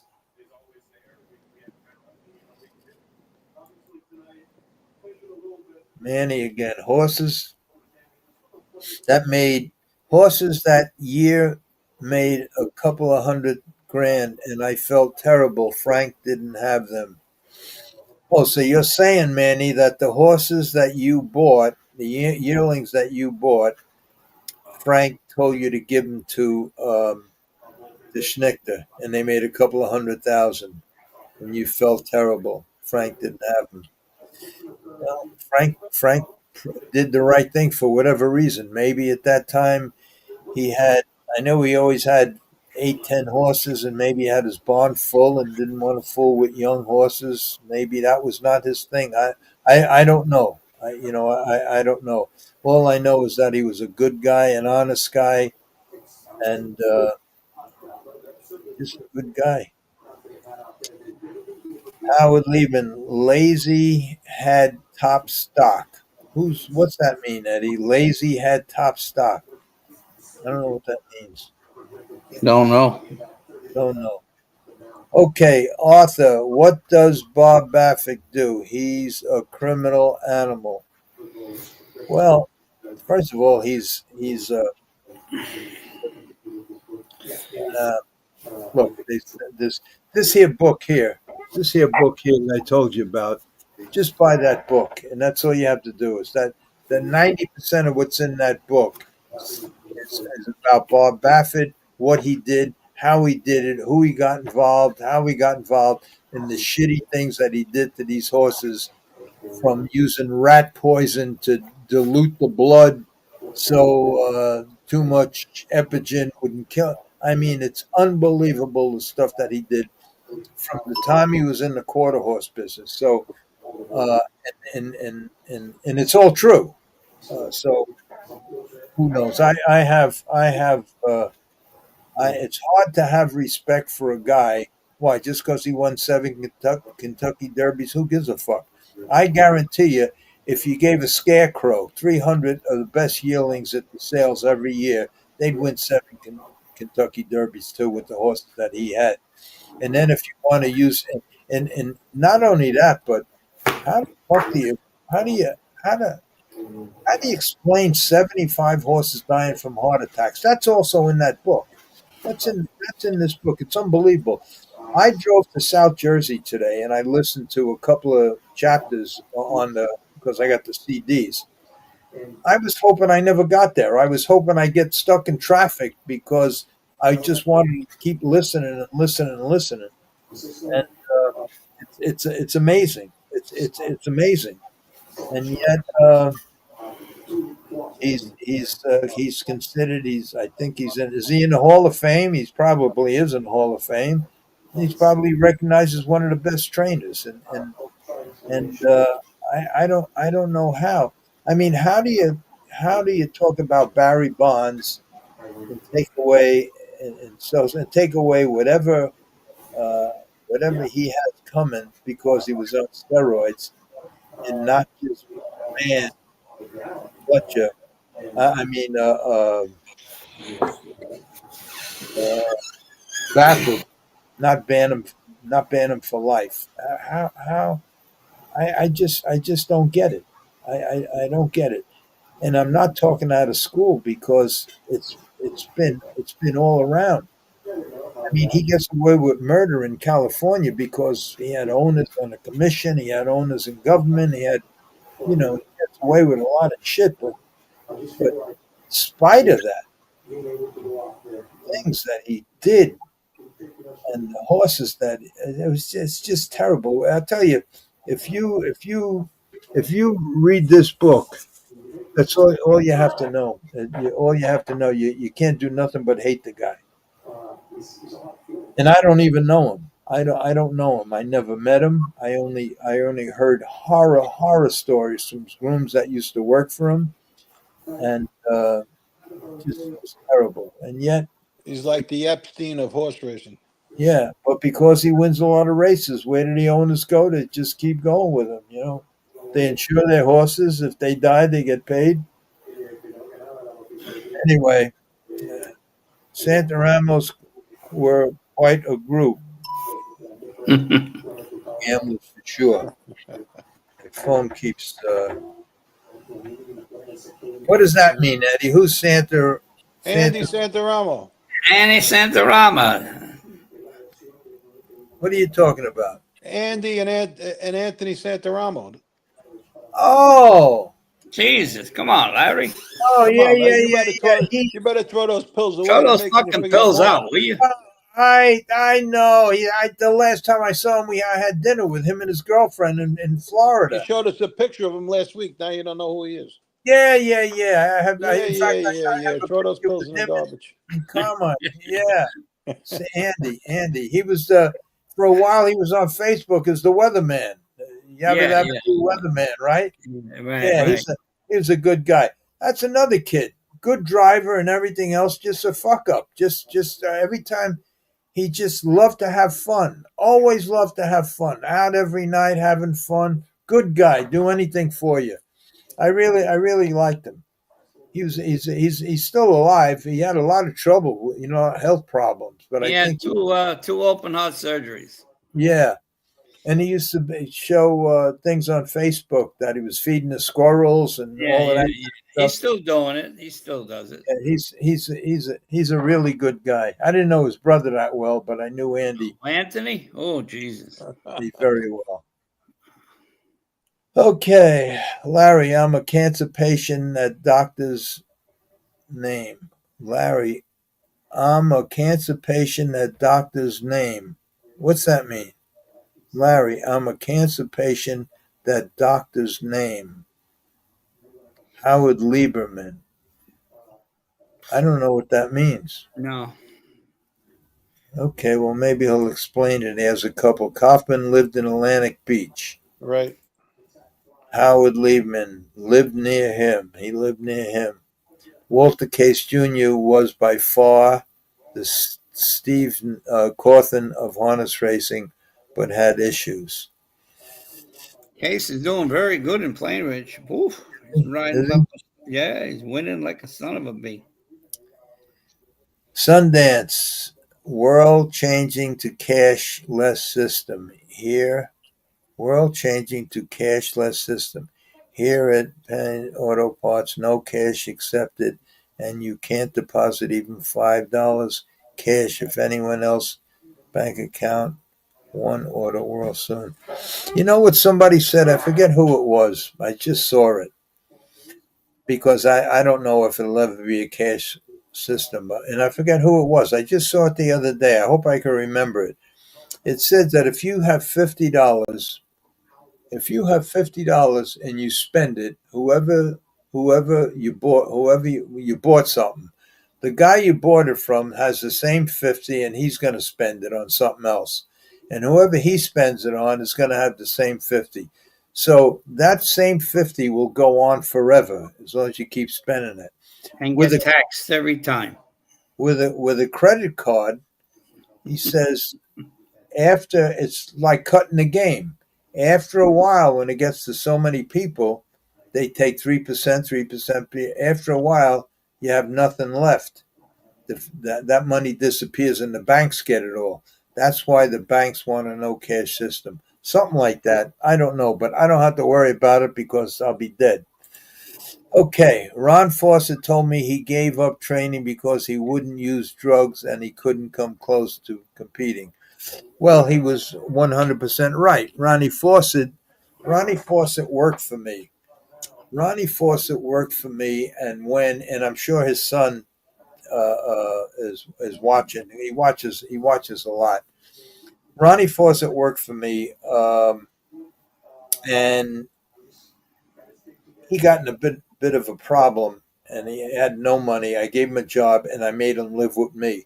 When he lived with me, him and his wife Joyce, she was pregnant. They had a little baby boy, Dennis Fawcett. He's probably watching, and he's a gambler now. He's strictly a poker player. Very smart kid who's, I think, writing a book because he called me and he told me that he was writing a book and this and that. And but Ronnie, yeah, then Ronnie was the one that started training. Ronnie was Larry Kadish's first trainer. I won't go into that story because it's too long, but that was And guess who worked for Ronnie? Who? Me and Carl D'Angelillo. Really? Yeah. Well, Kadish gave him a blank check, and what does he do? He flies to New Zealand, come back with 10 New Zealand horses. Oh, we were on a farm. We were on a farm in Jersey. Ronnie Fawcett. He smoked that cigar. At Maywood Park, we bet horses like Mr. Del Rey, Falcon Sealstead, TL Skippers, Matt Scooter, Jenna's Beach Boy. Now Maywood is an Amazon campus. Balmoral and Sportsman Park are long gone. Yep. Well, soon all harness racing will be long gone, maybe except for Kentucky. Eric, Joseph, harness tracks will be dinosaurs like payphones. That's right. Larry, I think I'm going to hit the bed, man. It's after 10. All right. Go ahead. Wait, just 2 more minutes and then we'll say goodnight. 1 more minute.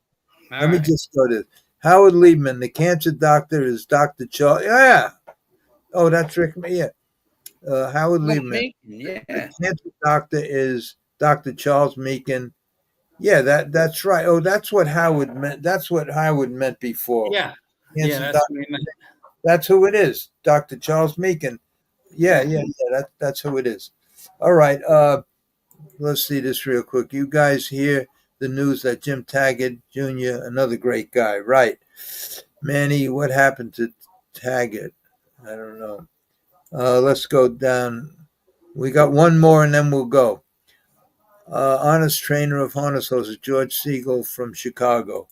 Don't know him. Got diagnosed cancer, has to fight it now. Hang up the colors. I heard was burying Frank, carrying his casket with him 2 weeks later. Found out he's sick. Jesus Christ. Oh, No. Jimmy Taggart? No, really? No. Manny says got diagnosed with cancer, has to fight it now. Hanged up his colors. I heard was burying Frank, carrying his casket with him 2 weeks ago, and then he found out he was sick. Oh, shit. I All don't right, think that's Taggart. Yeah, Jimmy Taggart. Yeah. all right. Anyway, that's it, guys. We got some more, but we got to go. Eddie, go to bed. Take care of yourself. We All should right, do. buddy. Good Good night, night, Eddie. Good guys. luck this Thank week. you. Yeah, thank you. I'll speak to you Tuesday, I guess, or whatever. Yeah, take care of yourself. Thanks for ruining my opening by coming on. Well, I didn't like your dialogue. I know. Go get your shine box. Good night, Ed. Good night. All Take right. care, Eddie. Let me just see. There's a couple of more. I want to try to find out who has the cancer. Let's see. I don't think he meant Taggart. Howard, what Kaufman are you talking about? What's his first name? Stanley. Stanley. You had mother of friend on a neck tumor, Dr. That's Simon. Yeah. You had mother of friend on. Yeah, right. Rick On Simon, you're talking about him and his mother. his mother. So Howard, it was the guy that he mentioned. I forgot the guy's name. I gave him all the information. Also, there was a doctor in the Bahamas, but you have to go down there for 6 weeks. Dr. Burton, and his clinic is still there. But what he said, that's the doctor's name, Meekum or whatever it was. Let's see. Bill O'Donnell, to me, was the best driver for the big races. Look at 85 Meadowlands pace. Meadowlands pace. Carmine tried to brush by Annihilator. Got 3/4 past him, then Billy let him go. Billy didn't let him go. He probably means let his horse go. I showed that race. And in fact, I asked Billy that question. When Carmine come from third or fourth with a rush and got 3/4 by you, I asked Billy on the podcast, were you just sitting on him? And Billy said yes. So Carmine was never getting by him. Yeah, that's what he meant. He meant let his horse go. When Carmine he was playing possum, Billy. He just had a hold on his horse, and when Carmine thought he was going to clear, he opened up. All right. Yeah. Eddie asked me about. Well, Eddie's not here. Eddie left. Eddie went to sleep. Eddie gets up at 4:00 in the morning. Oh, it is a Jimmy. Yeah, Jim Taggart just got diagnosed with cancer. He hung up his colors. Oh my God. Too bad. Oh boy. See what I mean about good guys? It's just unbelievable. Thank you, Larry. Great war story. Great war story. Anyway, that's it. We've been on Larry. 2 hours. Thank you. I know that you canceled your father's dinner date. No, we switched lunch, and I go every day to see him. So I was supposed to bring him dinner like at 6, but then I said, "Let me bring you lunch," because I got to go on. Larry's alone, and but otherwise I got to rush back, and so I took my Well, I time. just want you to know I really appreciate you guys coming on and helping me out. No, Because don't worry. We if enjoy I it. if I had to stay here by myself, I'd be mumbling. I would. No, it's, I'd be telling the same stories over and over again. that's Anyway, fine. But you got to let what's his name uh, Freddie. He said he wanted to do Thursdays. He has to be consistent. yeah, but Freddie, he's having a problem. He's in the middle of moving. He's having a Mm. problem. He's dealing with some people that want him to move to Kentucky, and he's just in the middle of a whole bunch of stuff. Yeah, And it's just if we knew early, it would be one thing. But if we don't, well, we find out well, the day I of. I could tell you, I don't think Freddie will be on for a while. So Okay. it's just going to be us now. If you want, we could just cut it to one day a week. Because I know one thing: that Thursday I'll be in on the 17th. The 17th is a Thursday. I'll be in California, and I Okay. ain't bringing no computer with me because No, at no. 8 o'clock I'll be in one of them fancy restaurants out there. So there'll be no show Thursday the 17th. I'll be with some heavyweight people in California. So anyway, I'll talk to you in a day or two, Joe. All right, Larry. Thanks for Take coming care. on. And good night, folks. I'll see you. I'll see you Tuesday. Now I got to find the ending. The ending is here. Good night, everybody.